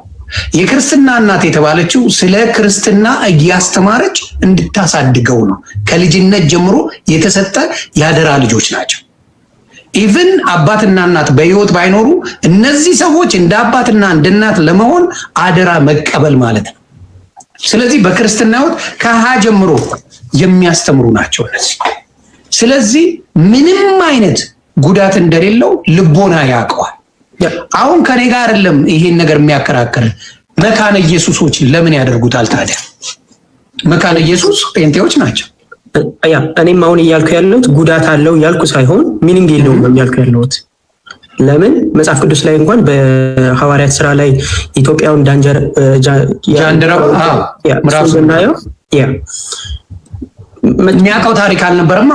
ስለ ኢሳያስም እያነበበ ሳለ መጣና ነገረው። እንዴት ልጠመቅ ምን ያስፈልገኛል ስትለው መጀመሪያ እመን አለ። ለመጠመቅ ሲጀመር ማመን ያስፈልጋል ማለት ነው። ትክክል። ግን እንዳልኩ አመነ፣ ክርስቲያን ሆነ። አሁን ክርስትናውን ተቀብሎታል። ክርስትና በምንም ህይወት ውስጥ ብትኖር መዳኛ መንገድ ነው። ክርስትና ማለት ክርስቶስ ነው። ስለዚህ እሱን ለመቀበል ጊዜ የምትፈጅበት ጉዳይ ለቤተሰብ ለምንድን ነው? እኔ አሁን የዳንኩበትን ጉዳይ ለሚስቴና ለልጆቼ ማውረስ ጉዳቱ ምንድን ነው? አሁን እያወራን ያለው ነው እኮ የ40 ቀን ልጅ ህፃን ነው አይደለም። ስለሚስት አይደለም እያወራን፣ ወይም ስለ ትልቅ ለሆነው ልጅ አይደለም። ምንም ለማያውቀው ለህፃን ነው። ኢንቫይሮንመንት ላለኝ እንኳን ኢየሱስ ሊገባው ልጁ እንኳን በዚህ እድሜ ኢየሱስ ሊገባው ኢንቫይሮንመንቱ እንኳን ራሱ አልገባው። እሺ በስንት ዓመቱ ልጅ አይደለም እስቲ ያደግነው? በስንት ዓመታችን ነው ልቦና ሰጥቶን ያወቅን ክርስትና በእድሜ ገደብ ይታወቃል ሳይሆን፣ በእርግጥ ክርስትና በመገለጥ ነው የሚታወቀው። እግዚአብሔር ራሱ ሲገልጽለት ነው የሚያውቀው ሰው መገለጥ። ስለዚህ እንደዛ ከሆነ ዮሐንስን መንገድ ጠራጊ ብሎ ከልጅነቱ ሳይወለድ ጀምሮ ቅዱስ እንደነበረ መጽሐፍ ቅዱስ ይናገራል። ምንም አያውቅም ማለት አይቻልም ነበር? ለምን ሲያድግ ትሆናለህ ለምን አይለውም እግዚአብሔር አምላክ? ዮሐንስ በንስሐ እንደሚያጠምቅ ገና ሳይፈጠር ጀምሮ የተነገረ ነው። ስለዚህ እንደተወለደ ጀምሮ ይሄ ሰው በቤተ ክርስቲያን ያለው ማለት ነው። ስለዚህ አሁን አንተ ካልከው ጋር ክላሽ ያደርጋላ። እንዴት? በጣም ተባረክ። ምንድነው ገና ሳይወለድ ዮሐንስ ጸድቋል። ዮሐንስ ተባርኳል። ዮሐንስ ትልቅ ስጦታ ተሰጥቶታል ገና ሳይወለድ። እኛን እንጂ መወለዳችን ላይ ኮንፊውዝ የምንሆነው እግዚአብሔር አምላክ ሲፈጥረን ሁሉንም ነገር አስተካክሎ ነው የፈጠረን። በክርስትናው እንዲኖር ዮሐንስን በሕፃንነቱ ተጠመቀ፣ አድጎ ተጠመቀ። ዮሐንስ ሲፈጠር ጀምሮ ቅድስና የሞላው ሰው ነው። ስለዚህ ከአንተ ከምታለው ጋር ክላሽ ያደርጋል ማለት ነው። በማመን ከምትለው ዮሐንስ ምን ይሁን ምን አያውቅም፣ ሕፃን ነው፣ የሚያውቀው ታሪክ የለም። ከነ መፈጠሩ ጀምሮ ከፍጥረቱ ጀምሮ እንዴት ሊሆን ቻለ ዮሐንስ ታዲያ? አሁን እያወራን ያለ ነው ስለ ጥምቀት ነው ወይንስ? አልኩኛ ጥምቀት አሁን ስታውቅ ነው አልከኝ። ዮሐንስ ገና ሳይፈጠር እግዚአብሔር የባረከው ሰው ነው አልኩ። አንተ ሳይፈጠር አውቆ ነው ለምትለው ገና ሳይፈጠር እግዚአብሔር ያውቃል። ስለኛ እግዚአብሔር ያውቃል። በክርስትና እንደምንድን እግዚአብሔር ያውቃል። ስለዚህ አብዛኛው ያ ነገር ቢሆን ኖሮ አውቀን በሚለው ኖሮ ነገ ዛሬ እያልን እድሜያችንን ብዙ ጊዜ ወስደነዋል። አብዛኛውን ክርስትና ቆይ ብቁ አይደለሁም እያለ ምን አድርጎታል? እድሜውን በሙሉ ፈጅቶታል። ስለዚህ ምክንያት ይፈልጋል ላለመጠመቅ፣ ላለመማር፣ ምንድነው በጽድቅ ላለመመላለስ። ትልቁ የመጠመቅ ትርጉም በጽድቅ ላለመመላለስ፣ ቆይ ዛሬ ቆይ ነገ እያለ ምን ያደርጋል? ነገሮችን አራዝሞ ሳይጠመቁ የሚሞቱ ብዙ ናቸው። ስለዚህ ያንን ነው። ሌላው መጠይቅ ምንድነው የቅዱሳንስ ሰማይ ቤት ሆነው እኛን ማየት ይችላሉ? ማየት አይችሉም? የሚያውቁት ነገር አለ የለም የሚለውን ታውቀዋለህ ወይስ እንዴት? ቅዱሳን በሰማይ እኛን ማየት ይችላሉ ወይስ አይችሉም? ላይውን ሁላችንን አይሁን እንግዲህ እኔ ሁላችንም ያዩ ይመስለኛል። 7 ቢሊዮን ሰው ያሉ ብለህ እኔ እንጃ መጽሐፍ ቅዱስ ላይ አላውቅም። እንደሱ አላየሁም። እንደዛ ክፍል እንደዛ 7 ቢሊዮን ለእግዚአብሔር ቅዱሳን ብዙ ነገር ተራ ነገር። በቅድስና ካመንክ ዋናው ማመን ነው አይደል? ማመን አሁን ለምሳሌ አንድ ሴት ነበረች። የሉቃስ ወንጌል ምዕራፍ 9 ወይ ምዕራፍ 8 ላይ ማንበብ ትችላለህ። 12 ዓመት ደም ሲፈሳት የነበረች ሴት ምንድነው ያደረገችው? ዶክተር ጋር ሄዳለች፣ ሐኪሞች ጋር ሄዳለች፣ ሁሉም ቦታ ሄዳለች። ምንም ሊያድኗት አልቻለም። የክርስቶስን ጨርቅ ብነካክን እድናለሁ ብላ አለች፣ አመነች። መጽሐፍ ቅዱስ አታውቅ፣ ምን አታውቅ። ለምን መጽሐፍ ቅዱስ እንደሚገፋት የምታውቀው? ደም የሚፈሳት ሴት መቼም ቤተክርስቲያን አትገባም፣ የተከለከለ ነው በዛ ዘመን። አንድም አባቶች መጥተው እሷን ያደርጓት የለም። ያላት አማራጭ በዶክተሮች ጋር እየሄደች የባህል ሕክምና ምናምን ጋር እየሄደች እድሜዋን እና ገንዘቧን መፍጀት። ክርስቶስን ነካችው፣ በእምነቷ ዳነች። ምንድን ነው ያለው ኢየሱስ ክርስቶስ? ከኔ ውስጥ ኃይል ሲወጣ አይቻል ተመልክቻ። እንዴ ስንት ሰው እየገፋ አሉት። በእምነት የነካው ክርስቶስን በእምነት የዳሰሰው እንደሚድን ያሳያል። ስለዚህ ማመን ነው ለኛውን። ከዛ ሁላ ሰው ያቺ ሴት ድናለች። ከዛ ሁላ ስላመነች ብቻ። አሁን በሰማይ ላይ ያለውን ነገር ልዘግብ እችላለሁ። ምናልባት ልታውቀው ትችላለህ። ቪዲዮን ሰርቼበታለሁ። አልዓዛርና አንድ ባለጠጋ ይሞታሉ። ይሄ የሉቃስ ወንጌል ምዕራፍ 16 ታሪክ ነው የምነግርህ። ይሞቱና ሰማይ ቤት ያየዋል። ሰማይ ቤት ሲያዩ ይሄ ባለጠጋ በምድር ተመችቶት ስለኖረ፣ አልዓዛር ደግሞ በምድር ስቃዩን ስለተቀበለ በአብርሃም እቅፍ ነው አልዓዛር ያለው። ያ ደግሞ ሞተና ተቀበረ። ከዛ በሲኦል ሲሰቃይ እባክህ አብርሃም ወይ ምን ላክልኝ አለ። አልዓዛርን ላክልኝ፣ ምላሴ ላይ ውሃ ነክሮ እንዲያቀባ ይቃጠልኩ አለ፣ እንዲያርሰኝ አለ ሲለው፣ አንተ በምድር ላይ መልካም ነገር እንደተቀበልክ ሁሉ አልዓዛርን ተሰቃይቶ ነበር። ስለዚህ አልዓዛር በዚህ ጽናና አንተ በዛ ትሰቃያለህ አለው። ከዛ በኋላ ያለው እባክህ ወንድሞች አሉኝ፣ አባቴ ቤት 5 ወንድሞች አሉ። 5 ወንድሞቼ ስቃይ እዚህ መጥተው እንዳይሰቃዩ አልዓዛርን ስደድልኝ ወደ ምድር አለው። ምንድን ያለው አባት አብርሃም ምን አለው? አይ ነቢያት በዛ ጊዜ ያሉ ሙሴና ነቢያትን ይስሙ፣ ከዚህ አንዱ ቢሄድላቸውም አያምኑትም አለ። እኔም የምጠይቅህ በአብርሃምና በሙሴ መካከል የ430 ዓመት ልዩነት አለ። የ430 ዓመት የ430 ዓመት ልዩነት ካለ አብርሃም ከሞተ ከ430 ዓመት በኋላ ሙሴ ነው የመጣው። ስለዚህ አብርሃም ሙሴን እንዴት ሊያውቀው ቻለ? እስቲ ዘግበኝ። የማያዩ ከሆነ ነቢይ መሆኑ ከዛ ሁላ ሰው ሙሴን የጠራው እና ነቢያትን የጠራው ሙሴን እንዴት አብርሃም ሊያውቀው ቻለ? አይገናኙም። አብርሃም አላለም። እሺ ላንብብልህ። አብርሃም አላለም ብሎ አንዱ ከስር ስለጻፈ ነው። ታሪኩን በደንብ ላንበው። አብርሃም አላለም ላልብላቸው። እሺ ስለዚህ የሉቃስ ወንጌል ምዕራፍ 16ን በደንብ ላንበው። አንተም ያንን ነገር እንድትሰማልኝ ነው። ከ18 ጀምሮ ነው ማንብልህ። ምን ይላል? ከ19 ጀምሮ። ቀይ ልብስና ቀጭን የተልባ እግር የለበሰ አንድ ባለጠጋ ሰው ነበረ። ዕለት ዕለትም እየተመቸው በደስታ ይኖር ነበር። አልዓዛርም የሚባል አንድ ድሃ በቁስል ተወርሶ በደጁ ተኝቶ ነበር። ከባለጠጋው ማዕድ ከሚወድቀው ፍርፋሪ ሊጠግብ ይመኝ ነበር። ውሾች እንኳን መጥተው ቁስሎቹን ይልሱ ነበር። ድሃውም ሞተ፣ መላእክትም ወደ አብርሃም እቅፍ ወሰዱት። ባለጠጋውም ደግሞ ሞተና ተቀበረ።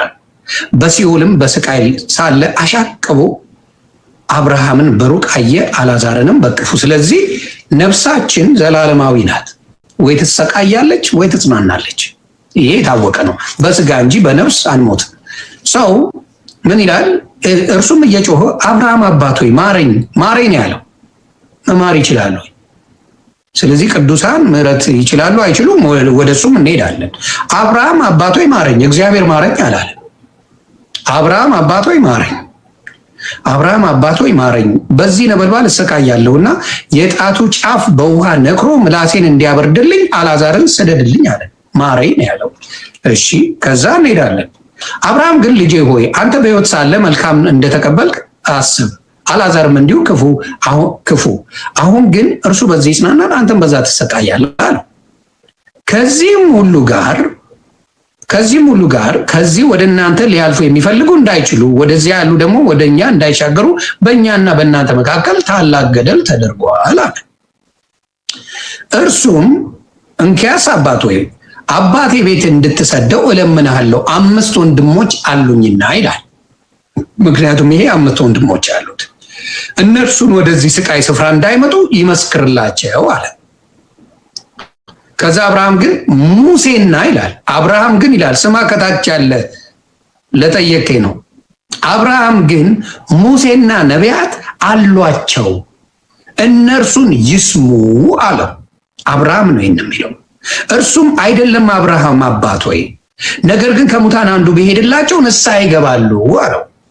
ሙሴና ነቢያትንም የማይሰሙ ከሆነ ከሙታን እንኳን አንዱ ቢነሳ አያምኑም አለው። እርግጠኛ ስለሆነ ነው አባት አብርሃም እርግጠኛ ነው በዚህ ጉዳይ።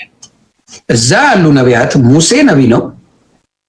ሙሴ ነቢይ መሆኑን አብርሃም ከሞተ ከ430 ዓመት በኋላ የሆነ ሰው እንዴት ሊያውቅ ቻለ?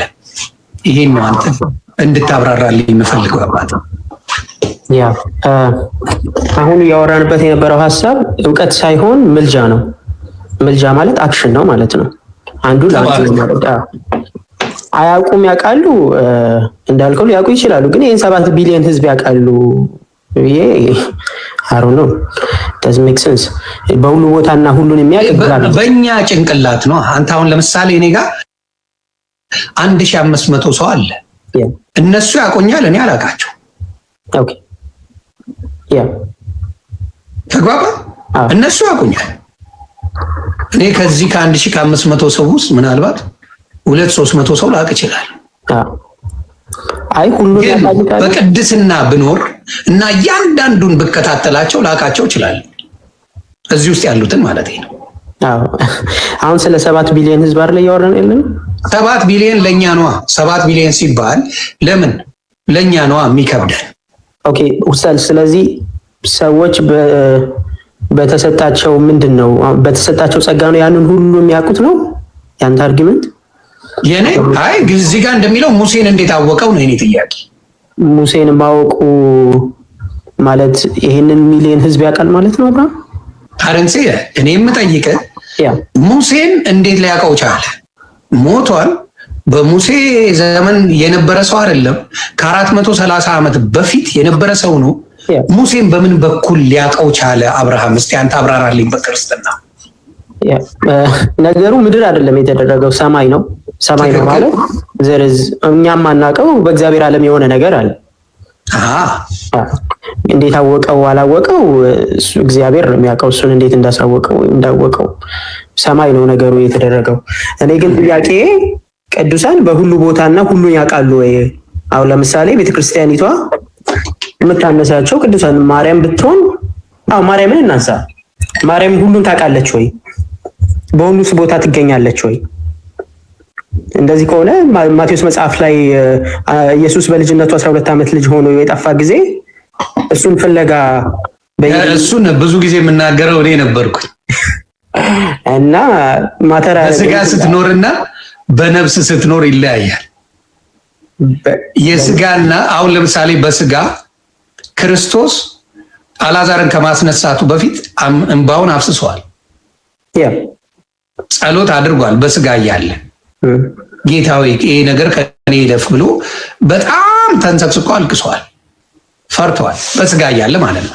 በስጋ ዴፊኒሽኑ በጣም ውስን ነው የሚኖረን። በነፍስ ስንሆን ግን ነገራችን በጣም ይለጠጣል፣ ይለያል። እንዴት እንደሆነ ልንገርህ።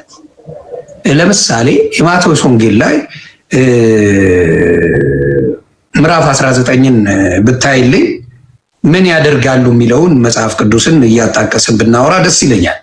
የማቴዎስ ወንጌል ምዕራፍ 19 ምን ያደርጋል? ክርስቶስን ተከተሉት ሐዋርያቶች ምንድን ነው ትርፋችን ብለው ጠየቁት። ክርስቶስን እንደሚፈርዱ ይናገራል። ፍርዱን ሁላ ማድረግ እንደሚችሉ ይናገራል። ስለዚህ ምንድን ነው የሚላቸው? ምን አለ?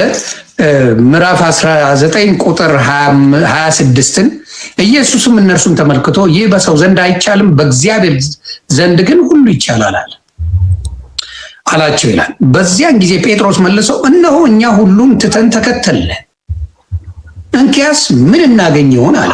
ምክንያቱም ከተከተልኩ የምጠይቅ ነገር አለ። ወርዝ ማበነፊት ምንድን ነው ያለው? ኢየሱስም እንዲህ አላቸው፣ እውነት እላችኋለሁ እናንተስ የተከተላችሁኝ በዳግመኛ ልደት የሰው ልጅ በክብሩ ዙፋን በሚቀመጥበት ጊዜ፣ የፍርዱ ጊዜ ማለት ነው፣ እናንተ ደግሞ በ12ቱ የእስራኤል ነገድ ስትፈርዱ በ12 ዙፋን ትቀመጣላችሁ። ስለዚህ ይቀጥላለሁ። ከዛ ምን ይላል? ስለ ስሜም ቤቶችን ወይም ወንድሞችን ወይም እህቶችን ወይም አባትን ወይም እናትን ወይም ሚስትን ወይም ልጆችን ወይም እርሻን የተወ ሁሉ 100 እጥፍ ይቀበላል፣ የዘላለምንም ሕይወት ይወርሳል ስለ ስሙ። ነገር ግን ይላል፣ ነገር ግን ብዙዎች ፈተኖች ኋለኞች ነገር ግን ብዙዎች ፊተኞች ኋለኞች ይሆናሉ ይላል። ስለዚህ እኔ ጥያቄ ምንድን ነው? በ12ቱ ነገር ላይ እነዚህ ሰዎች እነዚህን ሐዋርያቶች ይፈርዳሉ። መጽሐፍ ቅዱስ ነው የሚለው፣ ዮኒ ማኛ አይደለም። ስለዚህ ፈራጅ ክርስቶስ ነው እያለን እናገራለን። ምን ላይ ነው እነዚህ የሚፈርዱት? 12 ነገዶች ላይ ይፈርዳሉ። ምን አይነት ፍርድ ነው የሚፈርዱት? እስቲ ንገረኝ አንተ በምታውቀው። ኦኬ አሁን ምልጃው ነው ወይንስ ቶፒኩ እንትን እያለ ስለሆነ እኮ ነው። ቶፒኩ ምን መሰለህ? ምልጃና ጸሎት አብዛኛው የተገናኘ ነገር ነው። አሁን ቅዱሳንን በተለይ ቅዱሳን ላይ ብዙ እኔን ጭምር የማላገጥ ነገር አረግ ነበር። ጌታ ኢየሱስ ይቅር ይበለኝ፣ ንስሐ ገባለሁ። ለሰው ሳይሆን ለጌታ ነው ንስሐ የምትገባው፣ ምክንያቱም ንስሐ የሚቀበለው እሱ ስለሆነ። ስለዚህ እነዚህ ሰዎች ቅዱሳን እሱን የተከተሉት በሙሉ 100 እጥፍ እንደሚደረግላቸው ያሳያል። ፍርድም እንደሚፈርዱ ያሳያል። ስለዚህ ፍርድ ከፈረዱ ጸሎት አያርጉም ብሎ ማለቱ አይከብድም። እኛ ከሰበክንላችሁ የሰማይ መላእክት እንኳን ቢሰብክላችሁ የተረገመ ይሁን ይላልና፣ ትክክል። ይህን እነሱ እኮ ነው የሰበኩት። አይ ጸሎት ያደርጋሉ፣ ይጸልያሉ፣ ያማልዳሉ ብሎ መጽሐፍ ካልነገረን እኔ እናንተ ስንናገር አይከብድም። ጸሎት አያርጉም ቅዱሳን ከሞቱ በኋላ እስቲ እነሱ እንዳይኖሩ ሞት ከልክሏቸዋል የሚለው ክፍል አንደኛ ዮሐንስ ላይ ያለው ማቴዎስ 13:11 ለዘላለም እሱ ግን የማይለወጥ ክህነት አለው ለዘላለም ስለ እነርሱ እየማለደ ይኖራል ይላልና ማቴዎስ መጽሐፍ ያላለውን ማለት ትክክል ነው። እኛ ከሰበከ ጸሎት ማድረግ የምን መሰለ የማዳን አይደለም፣ ሊያድኑ አይደለም። አዳኝ ክርስቶስ ነው። ምንድነው የሚያደርጉት? በጣም ጥሩ። እሱ እኮ ነው ብዙ ጊዜ ጸብ ያለው። እኔ ጋር ብቻ ሳይሆን መካነ ኢየሱሶች ይሄንን ያምናሉ። ቅዱሳን ጸሎት እንደሚያደርጉ ያምናሉ። ምናልባት ዶክተር ሻውልን ታውቀዋለህ ወይስ አታውቀውም? ያውቀዋል። በቃ እሱን ጠይቀው በደንብ ያስረዳል። ይኸው ምን ይል መሰለህ፣ ላንብብልህ። የማቴዎስ ወንጌል ምዕራፍ 13 ቁጥር 11 ላይ ቁጥር 9 ላይ ጀምሮ ላንብብልህ። ይህንን ሌሎቻችሁም ያዙ። የማቴዎስ ወንጌል ምዕራፍ 13 ከቁጥር 9 ጀምሮ አንብቡ። የሚሰማ ጆሮ ያለው ይስማ። ደቀ መዛሙርቱም ቀርበው ስለ ምን በምሳሌ ትነግራቸዋለህ አሉት። እርሱም መልሶ ይላል እንዲህ አላቸው፣ ለእናንተ የመንግስተ ሰማያት ሚስጥር ማወቅ ተሰጥቷችኋል፣ ለእነርሱ ግን አልተሰጣቸውም አለ። ምን ማለት? የመንግስተ ሰማያት ሚስጥር ማወቅ ተሰጥቷችኋል። እንግዲህ የመንግስተ ሰማያት ሚስጥር ምንድን ነው? የማወቅ መጽሐፍ ኢየሱስን የእግዚአብሔር ሚስጥር ነው ይለዋል። ኢየሱስን ራሱ እና ኢየሱስን ማወቅ ነው ሚስጥር ብዬ ነው ማምነው እኔ። እሱ ትልቅ ሚስጥር ነው። ምን መጽሐፍ ላይ ነው? ሮሜ። ብዙ ሰዎች አሁን ለምሳሌ ከይቅርታ ጋር ብዙ ሰዎች ክርስቶስን አውቀው በሱ አምነው ኢቭን ቅያሜ እንዳይኖር ፓስተሮች ሆነው የሌላ ግብረ ሰዶም የሆኑ አሉ። ክርስቶስን ያውቁታል፣ ያምናሉ፣ በስሙ ተጠምቀዋል፣ ፓስተር ናቸው፣ ያጣምቃሉ፣ ያጋባሉ፣ ህይወት አብረው ያስቀጥላሉ። ክርስቶስን ማወቅ ሚስጥሩ ያ ነው። እስቲ ንገረኝ። ያምኑታል እኮ ማማን አለ እኮ። የእምነት ማረጋገጫ ምንድን ነው? የእምነት ማረጋገጫ ምንድን ነው? የእምነት ማረጋገጫ ምንድን ነው? ዮኒ እንዳመን ከአንተን የማውቀው እኔ በምንድን ነው? በስራ። እነዛ ሰዎች እንዳመኑ ታዲያውን ያምነዋሉ ብለህ ለምን ትጠይቀኛለህ? ስራቸውን ጥሩ። እንደሱ ከመጣን ደግሞ ሊለጠጥ ነው። በስራ አንጸድቅም ትላላ መተ። አይ በስራ ጸድቃለሁ አይደለ፣ እምነቴን ግን በስራ ገልጣለሁ ነው ያልኩ ያለሁት። በስራ ጸድቃለሁ ሳይሆን እምነቴን በስራ ገልጣለሁ ነው። ተባረክ። በስራ ገልጣለሁ። ይሄ ኢትስ አ ቢዩቲፉል ዌይ። በስራ ገልጣለሁ። ስለዚህ እነሱ ስራ ልክ ነው ወይስ አይደለም? በአንተ አካሄድ ጭራሽ አላመኑም ኢየሱስን ነው አላወቁም። እነዚህን የሚያስተምሯቸው ግን ክርስቲያኖች አይደሉም። እነዚህ ሰዎች ወደ ክርስትና ያመጧቸው ክርስቲያኖች አይደሉም። አውቀው አይደለም የተጠመቁት። እነዚህ ሰዎች አውቀው አይደለም ወደ ክርስትና የመጡት። ማን ያጠመቃቸው? think about it for a minute። ማን ያጠመቃቸው? እርግጠኛ ነኝ ግብረ ሰዶም ያልሆነ ፓስተር ነው ያጠመቃቸው። እነዚህ ችግር የለውም ብሎ ችግር የለውም ከእናንተ ወንድሞቻችሁ ናቸው እህቶቻችን ናቸው ምንም ችግር የለውም ብሎ ያጠመቃቸው ፓስተራቸው። አሁን ለምሳሌ እርግጠኛ ኦርቶዶክስ እነዚህን አታጠምቃ። ሙስሊም ኦርቶዶክስን ተው፣ ሙስሊም እነሱን አይቀበልም፣ እስልምና አይቀበላቸው፣ ወደዛ ሄዱ ነው የሚላቸው። ሰው ክርስትናን የሚያውቁ ሰዎች በደንብ የደህንነት ትምህርት አስተምረዋቸው ነው እነዚህን ያስጠመቋቸው።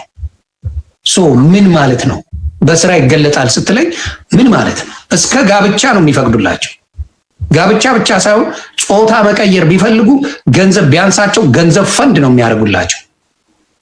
በስራ ነው የሚገለጠው ስትለኝ እነዚህ ሰዎች ያፈሩት ፍሬ ይሄ ነው። ስለዚህ መገለጥ ማለት ምንድን ነው? እስቲ በደንብ አድርገህ ተርጉምልኝ። ስለዚህ መለጠጡና መሸሹ ነው ትልቁ ችግር እየሆነ ያለው እና መጽሐፍ ቅዱስ ላይ ያሉትን ይፈርዳሉ፣ ሚስጥሩን ያውቃሉ። መጽሐፍ ቅዱስ ይለዋል የመንግስተ ሰማያትን ሚስጥር ያውቃል ብሎ ነው የሚናገረው። የመንግስተ ሰማያትን ሚስጥር እንዳልኩ ሚስጥር የሚለው መጽሐፍ እንኳን ሚስጥር ብሎ የሚናገረው ኢየሱስን ነው። ኢየሱስ የእግዚአብሔር ሚስጥር ነው። እሱን ማለት የምስራች ነው። ኢየሱስ ክርስቶስ የወንጌል የምስራች ተብሎ የተሰጠንም ጭምር ነው አይደል?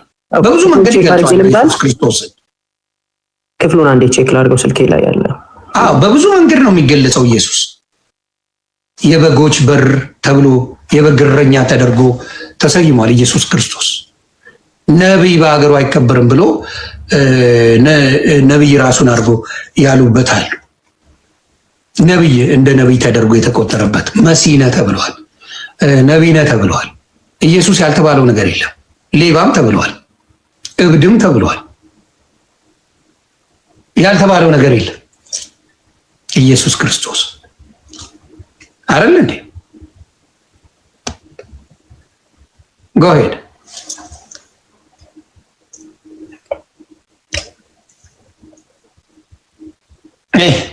ከንቲባውን የቤት እንዳመጣ ፎሎ ማድረግ የራሱ በጣም አዝኛለሁ። በጣም በሚገርም ሁኔታ በማያገባ ነገር ገብተህ ስትፈተፍት ቆይተህ እኔ ጋር ሪኩዌስት አድርገህ ልግባ ትላለህ። በጣም የምትገርም ሰው ነው። እኔ እንኳን አክብሬ ማንም በማያውቅ ሰዓት አስገብቼ በክብር አውርቼ ነበር ትመቸኛለህ ብለህ አንተ ተቀይረህ ያልሆነ ነገር ትላለህ። በጣም ነው የሚያሳዝነው።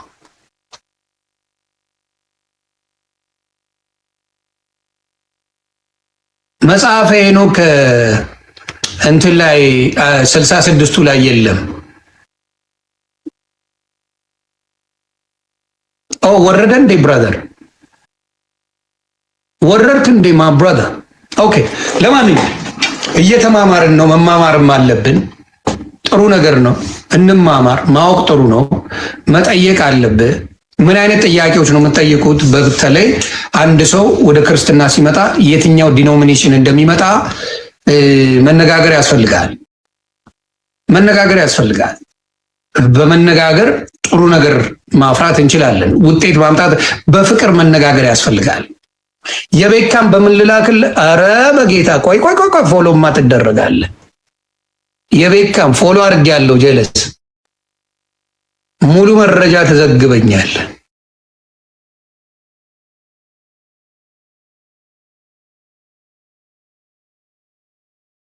ሙሉ መረጃ የቤካ እንዴ ፎሎ አድርጌያለሁ። ቆይ ሪኩዌስት አድርጋል። ሳሚ በውስጥ ትዘግበኛለህ። ሪኩዌስት አድርጌ ለማንኛውም ፕራይቬት ነው አካውንት። ሙሉ መረጃ ትዘግበኛለህ። ተባረክ ሳሚዬ። ያንን ነው የምለው። እኔ ያው በጣም ጠያቂ ሰው ነኝ። ጠያቂ ሰው ሙሉ መሆን ይችላል። የሚጠይቅ ሰው ብዙ እውቀት ያዳብራል። ደምድሞ የተቀመጠ ሰው ግን ይዶሎዱማል። ምክንያቱም ክርስትና ሁሌ አዲስ ነው። ክርስትና መጽሐፍ ቅዱስ አንብበ ወዲያው ነው የሚጠፋብህ። አሁን የተለያየ አይነት ነገር ሙቪ ብታዩ አትረሱትም። የተለያየ መጽሐፍ ያነበባችሁትን አትረሱትም። መጽሐፍ ቅዱስ ያነበብከው አሁን አንብባችሁታል እኮ ይረሳል። አዲስ ነው የሚሆንብህ። በየጊዜው አዲስ እየሆነ ይሄዳል መጽሐፍ ቅዱስ እና በማንበብ እግዚአብሔር አምላክ በሚገልጥልን ማንነት እንትን ይላል ይገለጣል። ያንን ነው የምለው።